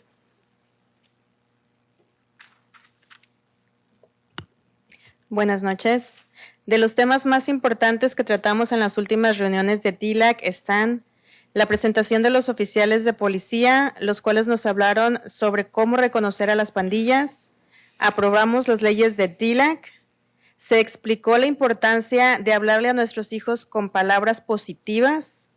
Nos enseñaron a reconocer cuando nuestros hijos sufren de bullying. Nos explicaron cómo tener una alimentación saludable y se nos habló sobre el programa de ISELA, el cual ayuda a nuestros hijos a aprender a través del arte. Here we have a couple of the points that they've been learning. One of them will be basically giving the last presentations in DLAC. Some of them also were approved, the laws and bylaws by DLAC. There was also an explanation, a very important explanation about how we can give our children positive words. They also teach us how to recognize, when our children are being bullied. There was also an explanation about the good and healthy meals that we can provide. There was also a talk during ISELA that this was about arts that our children can take advantage of.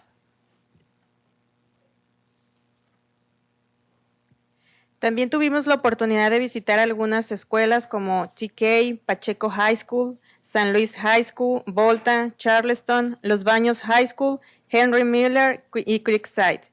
Durante las visitas pudimos observar diferentes actividades y estrategias para trabajar lo socioemocional en nuestros hijos a través de música en el salón, asientos flexibles y otros más. Observamos cómo se usaba el lenguaje primario del estudiante para ayudar con sus clases. Vimos las diferentes clases selectivas como soldadura, banda, cerámica, arreglos florales, robótica.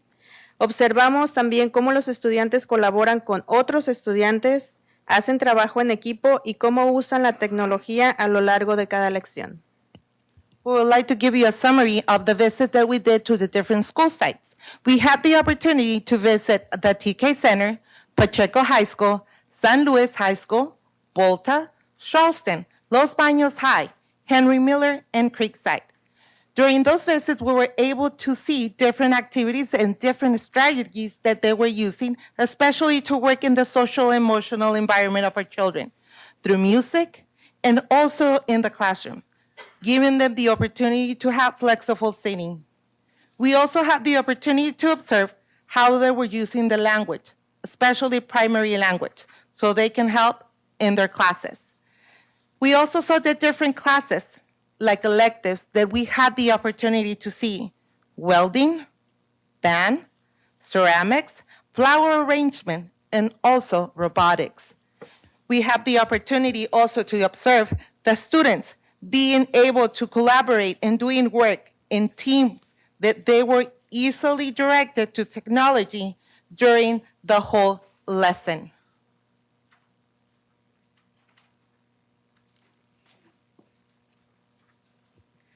Tuvimos la oportunidad de participar en la junta de LCAP. Aprendimos de los servicios escolares en el cual pudimos dar nuestra opinión. We also had the opportunity to participate in the LCAP meeting, where we learned all the services that school provides in which we can also give our opinion. También tuvimos la oportunidad de dar nuestra sugerencia de cómo usar el dinero para servicios escolares que beneficien a nuestros hijos. We also had the opportunity to see and give an input in how to use the money for services that our children in school can utilize. En nuestra ceremonia de reclasificación tuvimos la oportunidad que 400 estudiantes cumplieran con el criterio de reclasificación. We also were present in the reclassification ceremony, where 400 students were able to meet the criteria to be reclassified. También, 106 estudiantes del grado 12 recibieron el sello de biliteracidad. Also, there was a total of 100 students that were able to receive the biliteracy seal.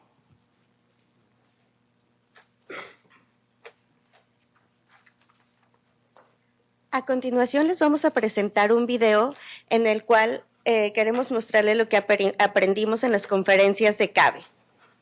Now, we're going to go ahead and present a video. This video is about all we learned during the CABE conference.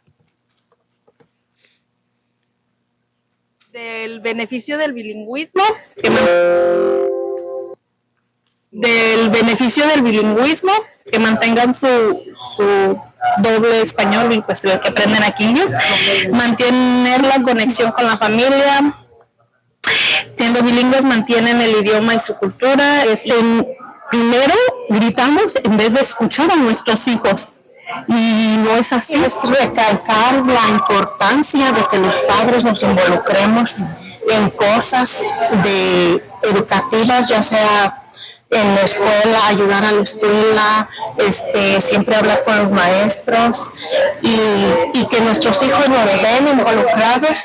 Ellos, ese es un buen patrón y un buen ejemplo para ellos, porque como dice, hay un dicho que dice, la palabra invita, que el ejemplo arrastra. Algo que se me hizo muy interesante fue sobre la vida de un expositor que nos fue a contar sobre su vida y cómo él estaba en unas pandillas y él se involucraba mucho en ello, pero poco a poco fue dejando eso y ahora es es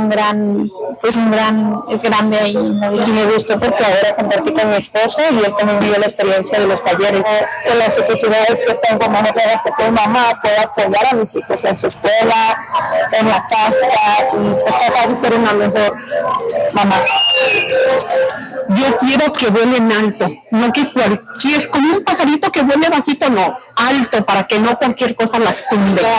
Tengo 2 hijas, la mayor está en la high school y yo le digo continuamente que no pare, que ahí vamos a estar. Ella muchas veces me dice, mami, pero papi a veces no tiene trabajo, no puede, yo no voy a poder estudiar. Y yo le digo, siempre hay oportunidades y el consulado, que había becas, hay ayudas, que nos informemos. Y yo le digo eso a mi hija en casa, que nada nos va a detener, que vamos a seguir y que ella, si quiere tener una carrera universitaria o una carrera más corta, técnica, lo vamos a hacer, pero que nada nos va a detener, porque tenemos el apoyo principal del distrito escolar y tenemos el apoyo de que nos lleven a informarnos cómo obtener cada uno de los recursos para sacarlos adelante. Mi sueño es que se gradúen de sus estudios y se formen una carrera exitosa. Con lo que siempre ha dicho, quiero ser un médico y yo estar para cuidar a mi mamá y que tenga una carrera universitaria y que cumpla todas sus metas. En el futuro veo a unos hijos profesionales, buenos seres humanos y sobre todo que logren todas sus metas. Lo que se me bien, que logren sus metas personales y profesionales en su vida. Quiero para mi hijo mucha salud, una carrera con mucho éxito y un camino lleno de bendiciones. Para Diana, un futuro en el que logre lo que se proponga, que esa felicidad primaria no se vea muy larga. Yo quiero que mis hijos tengan éxito en la vida, que estudien una carrera y sean personas de bien. Para mi hija, que sea maestro, para mi hijo, que sea mecánico, lo que ellos están haciendo. Mis sueños para futuro son de una carrera en la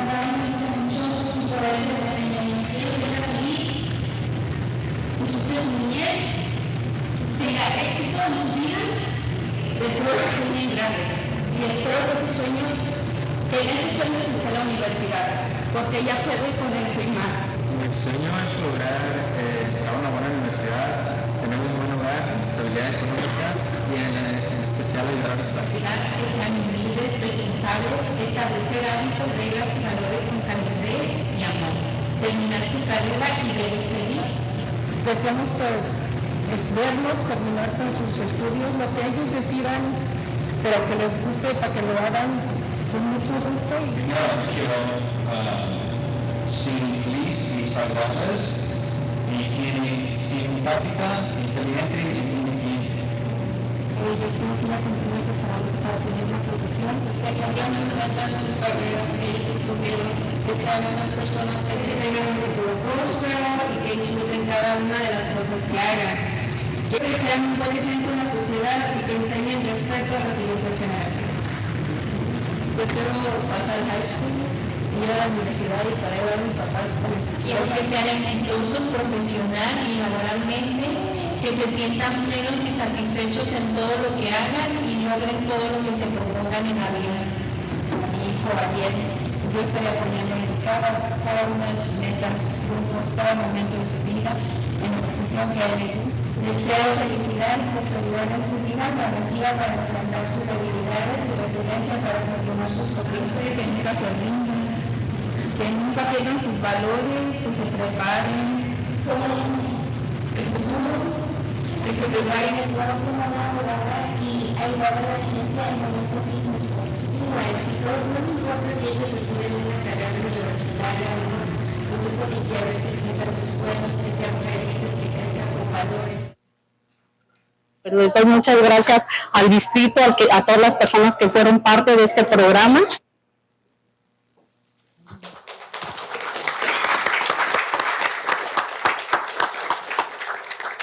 We would like to thank you for your ongoing support. Sorry, my English. Very good. Very good. Thank you. Thank you all very much. That was great. Appreciate it. Good information. On to item C, our community schools grant presentation. Dr. Ritchie, welcome. Thank you. So this evening, I'm going to share with you about our community schools partnership program. And if my voice is hoarse, I'm sorry. I'm battling a cold right now. I blame my son, who is on his senior trip at Disneyland. So it's his fault. So first off, a community school. Community schools, it's a program that's been set aside by the state of California to establish the school as a hub or an access for supports for the whole child. It's an integrated focus on academics, youth development, family support, health and social services, and community development. Essentially, schools are where the whole community integrates. And you have our families, you look at our district, we're the single biggest employer in town. Almost everything is connected to our schools in some way, somehow, in Los Banos. The community schools program is a way to try to connect that to the needs that our families have and to use our schools as a leverage point to help them to have the necessities that they need. There's 4 pillars of a community schools program. First pillar is integrated student supports.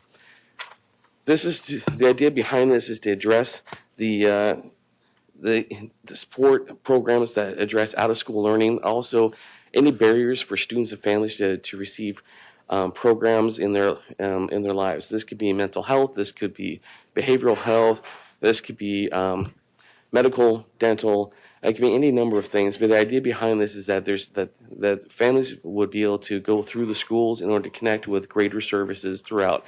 And in Los Banos, one of the biggest issues that we have is that on the west side of the county, we don't have the services that are found on the east side. That's something that has been consistently shared with us through our annual LCAP surveys, other surveys, community meetings. Our families share with us that we don't have this. There aren't the services available out here that are on the east side. Other parts, the other pillars are the active family community engagement. I just mentioned this about schools functioning as a neighborhood hub. And also the idea is that it would promote interaction among family, administration, teachers, classified staff to be more involved in decisions with how students' education. So it's just to promote more healthy communication between everyone with regards to the education of students. There's also collaborative leadership practices, and that's among everyone involved. That's not just school employees, that's also community members, that's parents, that's families, and that's to give students a voice as well. There's also expanded learning time and opportunities. That would be not just the after-school program, before-school programs, but other programs that would enrich and allow for real-world learning and community problem-solving. Now, the grant award. When we went out for the community schools grant in the spring of 2023, we applied for the planning grant. Last year, the cohorts 1 and 2, the implementation grant, were awarded. We made a decision at that time not to go for the implementation grant because, quite frankly, we didn't know what the heck we were doing. We didn't understand how the process worked. We didn't really understand what the state was asking for, and many of the districts that received awards in cohort 1 It was kind of the Wild West. As I've talked to those districts since, they threw a bunch of different things together, and now the state is changing the grading criteria on them. So they're having to change their programs to meet the criteria that they want, which is what I find is how the state operates everything. They tell you, here's some money, and oh, wait, we are going to refine the process, and now we're going to grade you differently. So we went for a planning grant. We used that grant in the fall of 2023 to contract with ERC. It's a company out of Fresno that specializes in grant writing. With the opportunity that we had, it's always good if you're looking for a lot to ask for people who have done it before. ERC was recommended to us by the County Office of Ed. They had a history of getting sizable grants up and down the state, and they had helped districts get sizable grants in cohort 2. So we went ahead and we put out a survey for asking for input from our educational partners, teachers, staff, parents, families, students.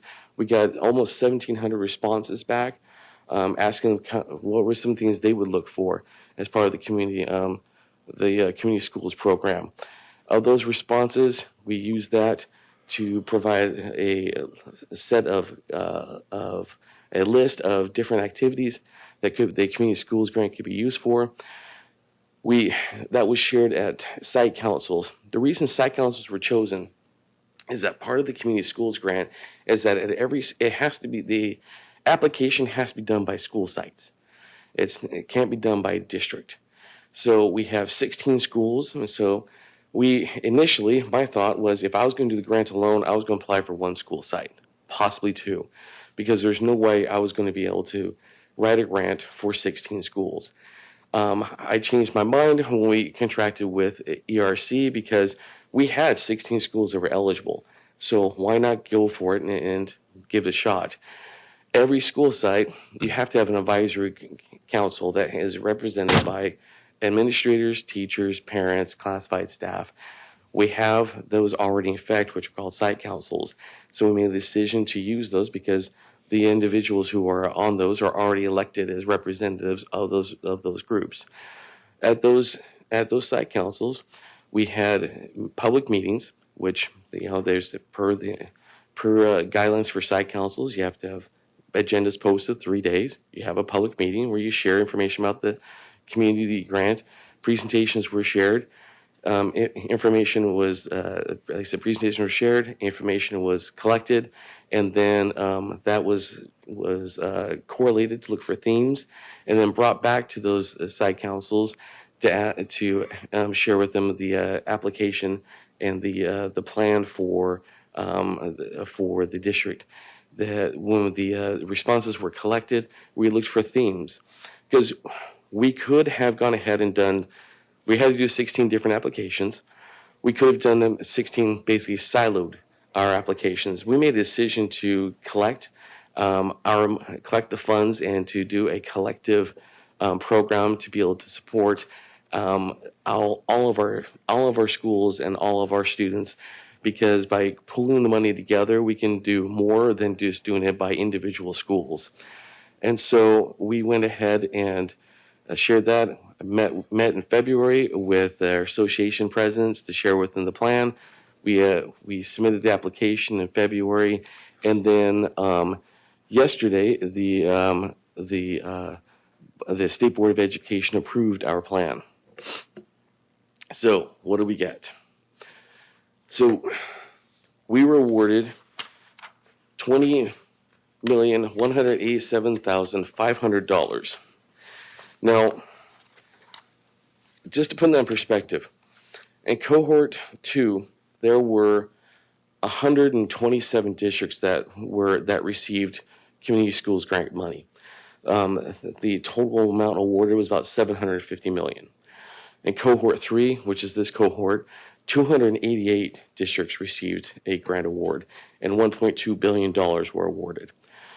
Out of those 288 districts, we are the 8th highest award. And I said that includes, we received more money than San Diego, Anaheim, LA Unified, Fresno, and several others. The only school that was not funded was Charleston. It was not because of the application. It was because the CDE made the decision not to fund any school that had an unduplicated count less than 60%. But because of the nature of our plan, Charleston students and families will still be able to access several of the elements of our community schools plan. They just won't have individual employees funded by the community schools grant on their campus.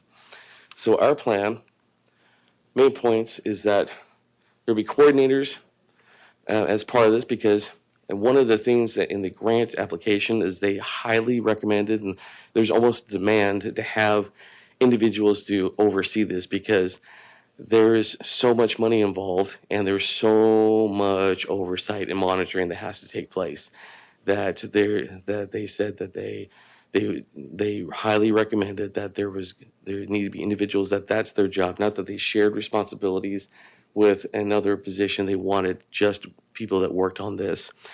We also planned to hire social workers that would be able to provide both direct services and also coordinate services with students and their families throughout the school district. The creation of a family resource center, that was something that came up over again and again, that there was a desire to have a place where families could connect to services, that could have workshops, that could be able to have someplace where they knew that they would be able to find access to resources in our city. Medical service provider contracts, a bilingual community liaison at every school site, an individual who their job is to do nothing but help families, connect to services, connect to schools, support the schools, and that one of those, as I said, one of those pillars was connecting families and schools and shared decision making. So one of the things that I ran out of room, so it's not on there, but there's also money set aside for more after school enrichment, provided for classified and certificate staff in providing that in different programs after school. There's a comment made earlier about what if we wanted to, buy a washing machine. There's funds available for that, and quite frankly, we don't need the community schools grant for that. That's something that if the school decides that they want to buy a washing machine, schools have money now that they can buy a washing machine. One of the great things about this is that this is a mechanism to have these kind of conversations take place front and center, as opposed to just be in the background. And so that's one of the things I'm most excited about having the community schools grant, is because it's going to be an opportunity for us to bring more services to Los Banos through the contracts that we're going to secure with, for example, the Alliance, Department of Behavioral Health, Department of Public Health, and others, and be able to provide a wide variety of services here. It's not going to be the be-all, end-all. This is the very beginning, but ideally, that in 5 years, I'd like to be able to stand here and say, look at the success we've done, look where we started, and look where we are now, and look at how many families we supported. Because, just listening to the DLAC presentation right now, I can tell you, a couple years ago when we first told our DLAC and said, hey, let's send you guys to CABE, that group compared to right now, the difference between is incredible. And so I can tell you with no small sense of pride of just looking at how far they've come. And that's the kind of thing I want to see in a few years when we come back in here and share the successes that we've had with the community schools program. Are there any questions? All right, Mr. Vignos. Yes, hello, Dr. Ritchie. Over here it says on our plan, Yes, sir. okay, you got 6 social workers. Yes, sir. Okay, to assess home, school, personal and community factors. Yep. Okay, on the assess home, will they be visiting the homes, some of these homes of the students? Ideally, yeah. Ideally, that's great. Yeah, there's really no point of having a community program where you don't go out in the community. We don't want to make something where they have to just have families have to come to the school. We also need to be able to go out to our families. Right. Fantastic. Thank you. Ms. Valdeo. 5 years, it Yes, ma'am. says. So is the money going to be after 5 years? Is the money gone? I mean, we're going to have 2 community coordinators, 6 social workers. So does that mean that these jobs will just be temporary jobs and will go away after 5 years? Everything is, when a grant-funded position is in place, it says that it's grant-funded. And so if after 5 years, we can't find any way to keep it going, it'll go away. However, if it's something that we had, when we look at programs, if a program's working, we're going to look for what we can do to keep it going. And somehow, it's amazing how California keeps putting grants out there. I'll keep writing them if they keep putting money out there. I think we've shown over the past couple of years, if they keep ponying up money, we'll keep going after it. Ms. Gattuso. At this point in time, that was kind of my question. At this point in time, there is no sustainability after planned grant monies. State hasn't done that It's going yet. to depend a lot on how successful it is, ma'am. Yeah, right.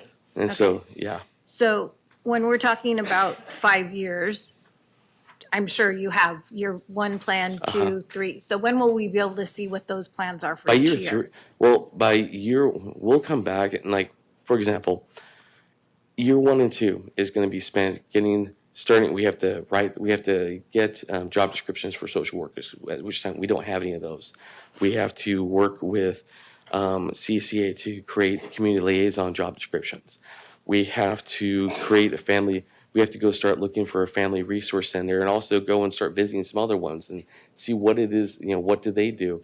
It's not an uncommon practice. It's actually throughout California, it's a pretty common one, but see what are the partnerships that look like with those. And so year 1 is going to be a lot of prepping, putting it together, and then hopefully in year 2, the idea is that we get it up and going. We'd like to have certain parts of this going from the get-go, but we won't have everything going in the first year. Right, absolutely. So in your grant that you wrote, you have what's going to happen on each year? We do. Okay, so I would like this to be able to have that information is what I'm getting at. I mean, I'd like to know what you're doing, what the plan is for year 1, year 2, year 3, year 4, year 5. Okay. Okay. Yeah. Just because it's important, we want to make sure we're, that these positions, we got to think about the positions for the future. We might not be able to sustain it after 5 years. So I'd like to see what those years look like. And also, when I'm looking at this, when you're talking about hiring 2 community schools coordinators, there's others that come with that. I mean, somebody's got to support those 2 coordinators as well, correct?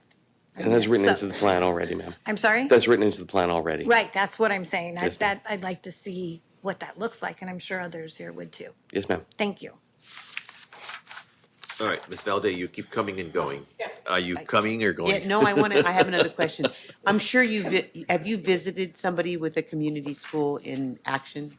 I've talked to several. I haven't been out to visit one yet, no, but I've talked to several districts that have community schools, yes. Because ma'am. I just can't, it seems so overwhelming. I can't It is. picture. That's why we got a grant writer. I can't picture in my head what it looks like. So it's like, there's not going to be a place at each school, right? It depends. I mean, here's the thing about this. This is actually the cool thing about community schools, is that there's really no one way to do it. You'll hear some try to tell you, well, you have to do it this way, and it has to be at each school, and it has to be exactly like this. There's really not one way to do it. You can kind of create how you want, and the cool thing is that, we put an application in and said, this is how we want to do it, and here's our plan, and the state said, sweet, go for it. Here's $20 million. Let's see what you make of it. That's one of the neat things about it. It's also one of the absolutely terrifying things about it. There's a lot of different models out there. There's very school centric. What most districts do is they do one school, and they make it, that's the hub, and it's really limited, and it's just kind of like closet, clothes closet. It's food pantry. It's some they have connections to some 1 or 2 employees, and they make some connections to some facilities or some different services. We went a lot more ambitious because our need is big, and all of our schools are eligible, and so there are districts that are doing it much bigger.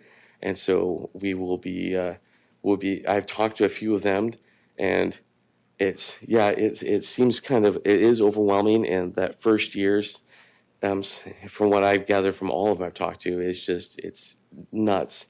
But we said that with ESSER too, and look what we've been able to do with our counselors, and look at the results we've been able to have.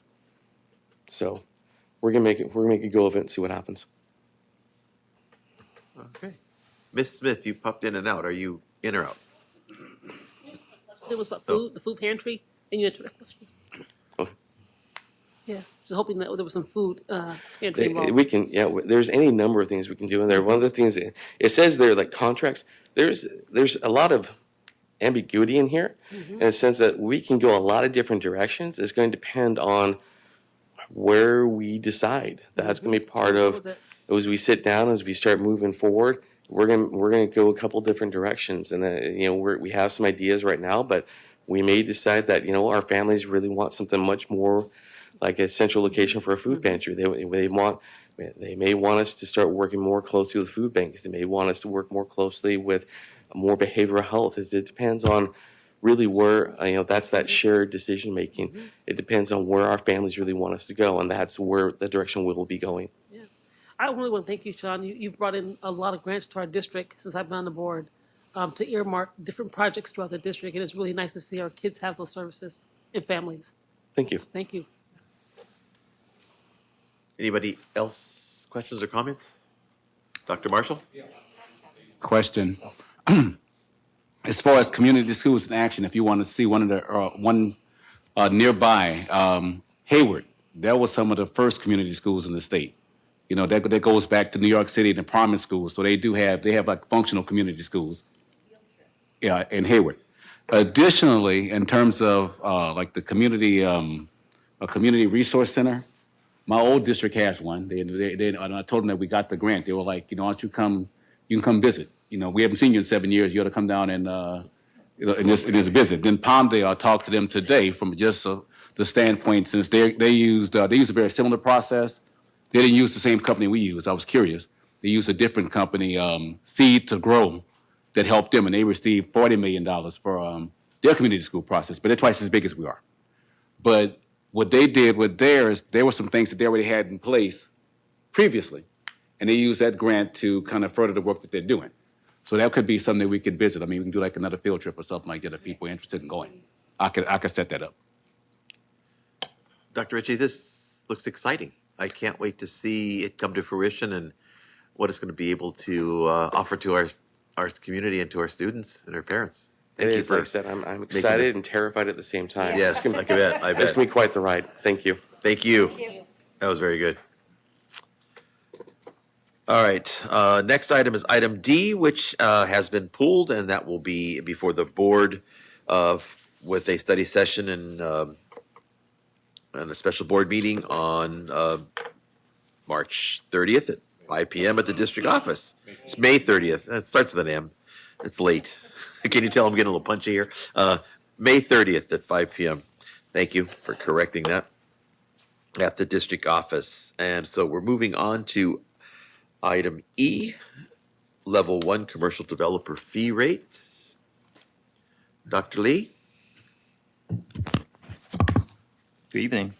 It's recommended the board hold a public hearing, receive input from interest parties, and adopt resolution 10-24 to approve the level 1 developer fee changes for Los Banos Unified School District. All right, it's 9:08. I will open the public hearing. If anybody wishes to speak, please come forward. Seeing no one come forward, we'll close the public hearing at 9:08. And any comments or questions from the board? Just remind everybody that there was a change to this item. It is the last paragraph. Instead of saying this will increase the amount of developer fees, it will say this will change the amount of developer fees. So we will vote on this item as amended. So, motion, please. Got a motion by Member Munoz, seconded by Member Valadeo to adopt resolution, and this is a roll call vote. Tina? Mrs. Gattuso? Yes. Mr. Lieb? Yes. Ms. Moran? Mr. Munoz? Yes. Ms. Smith? Ms. Valadao? Mr. Pura? Yes. Thank you. Item F, Dr. Lee, level 2 and 3 developer fee increase.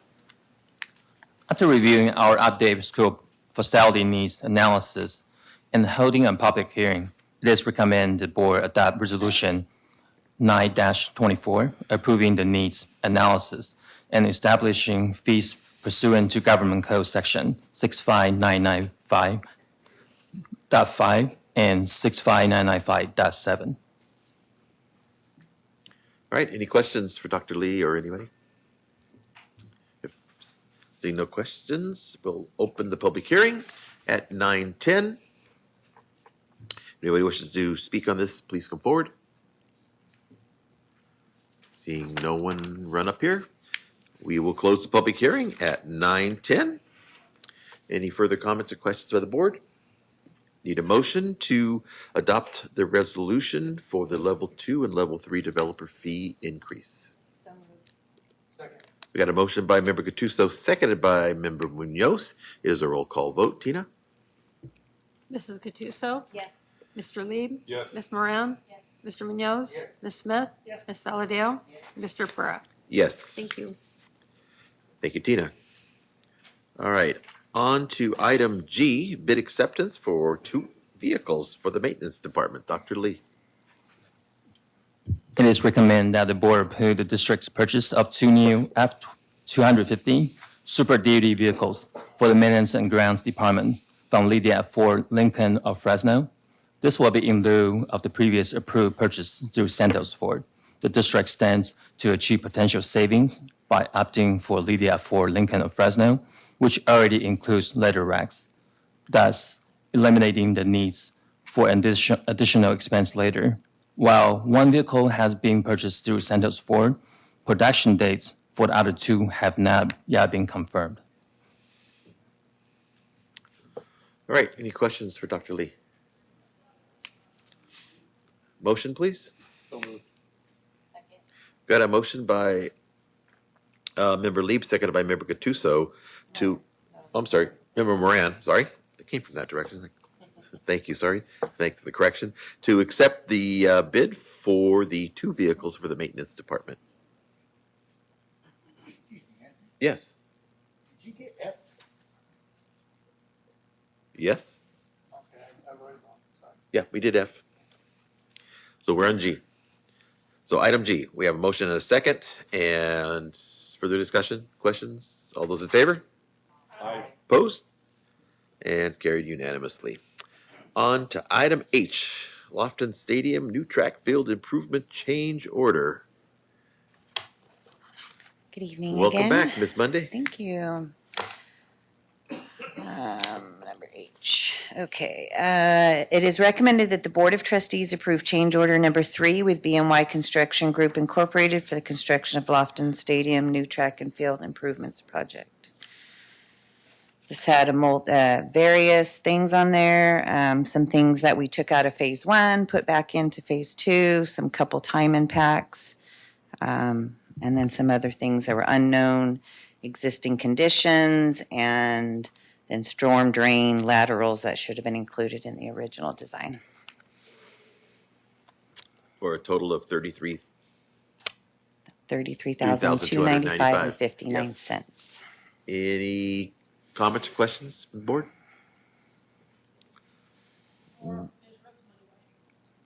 Yeah, Measure X, Measure yes. X, yes. Measure X money, that's correct. All right, need a motion, please. Got a motion by member Gattuso, seconded by member Smith to approve the Lofton Stadium change order request number 3. All those in favor? Aye. Opposed? Carried unanimously. All right, change order number 1 to the construction amendment for, amendment number 3 for district-wide indoor air quality improvements through CalShape ventilation grants. Ms. Monday. It is recommended that the board approve change order number 1 to construction amendment number 3 between Schneider Electric Buildings Americas Incorporated and Los Spanish Unified School District. This one is kind of like a bookkeeping change order. So what happened was the contractor included that amount. It's actually a contingency fund amount. We will not be paying that to them directly, so we need to remove that from their contract.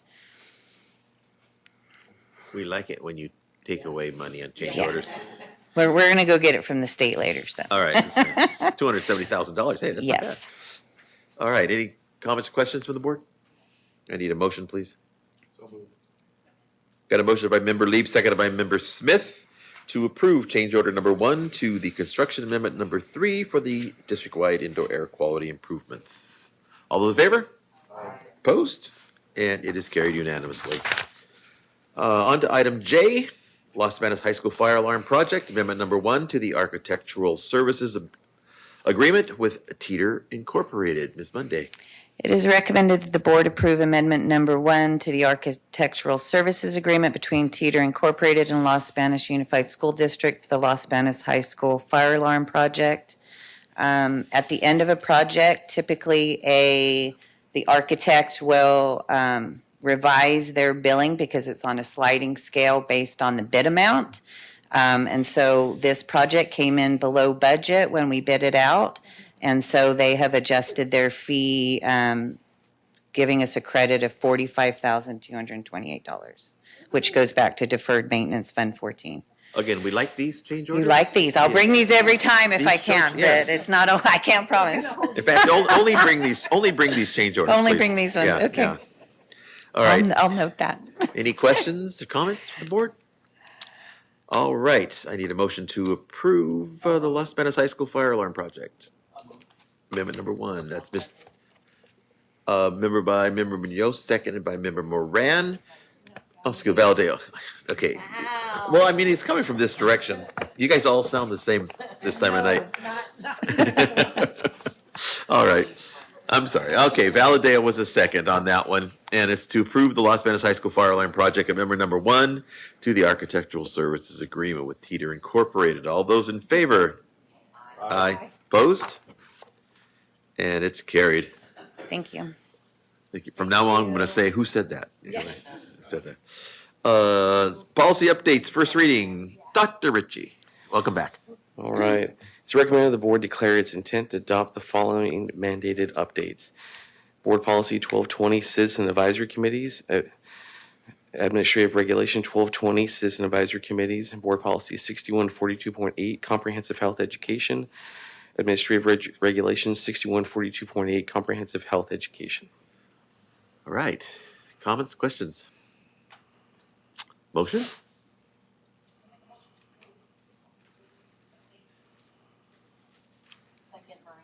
Thank you. We got a motion by member Smith, seconded by member Moran, to declare our intent to adopt 4 mandated policy updates. These will come back to us again next month to approve, but this is just to let everybody know we're going to do it. All those, we have motion and a second. All those in favor? Aye. Opposed? And it is carried unanimously. All right, on to the consent calendar. Just a reminder that the item C, certificated contracts, there's an updated list in front of you, and also it has been posted on the district website. And we have no other changes to this consent calendar. Do we have any pulls on the consent calendar for further discussion? Seeing no pulls, I need a motion, please. We got a motion by member Lieb, seconded by member Gattuso, to approve the consent calendar as updated. It is a roll call vote. Ms. Accardo. Mrs. Gattuso? Yes. Mr. Lieb? Yes. Ms. Moran? Yes. Mr. Munoz? Yes. Ms. Smith? Yes. Ms. Valadeo? Mr. Pereira? Yes. Thank you. All right, next item is reporting out of closed session action items. We had 3 action items in closed session. First one is report on expulsions. For expulsion case number 5532721, the board voted to suspend that expulsion. The motion was by Valadeo, seconded by Munoz. It was unanimous. On expulsion case numbers 550-7570 and 5521801, these students are to contact students are to contact Educational Service for readmission following the period of expulsion for a review of attendance, credits, and/or grades, behaviors, and recommended counseling. These two students are referred to Valley Community School. There was a motion by Member Munoz, seconded by Member Gattuso, and it was passed unanimously. On item number C2 in closed session, the board approved the settlement in that action, and it was motion by Member Lee, seconded by Member Smith, and it was also unanimous. On item number 3 in closed session, public employee dismissal, discipline dismissal, release, reassignment, study leave. The board denied a request for a study leave. The motion was by Gattuso, seconded by Valadeo, and it passed unanimously. Next item is discussion and future information and future agenda items. Does anybody have anything? Board President? Yes, sir. Okay, since we've approved the personnel calendar, I wanted to have an introduction. We have with us tonight Ms. Tony Henry. Can you stand, please?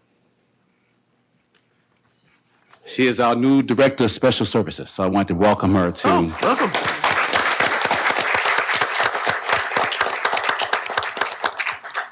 Welcome to the Los Banos family. You picked a great night to attend. Okay. Welcome. That's great. Welcome. Glad you're here. All right. Any other discussion, information, or future agenda items? Seeing none. Next item on the agenda is closed session, but we finished everything, so we don't need to go back into closed session. So I wish everybody a great end of the school year, and 9/21, we are adjourned. Good night, everybody. Safe travels home.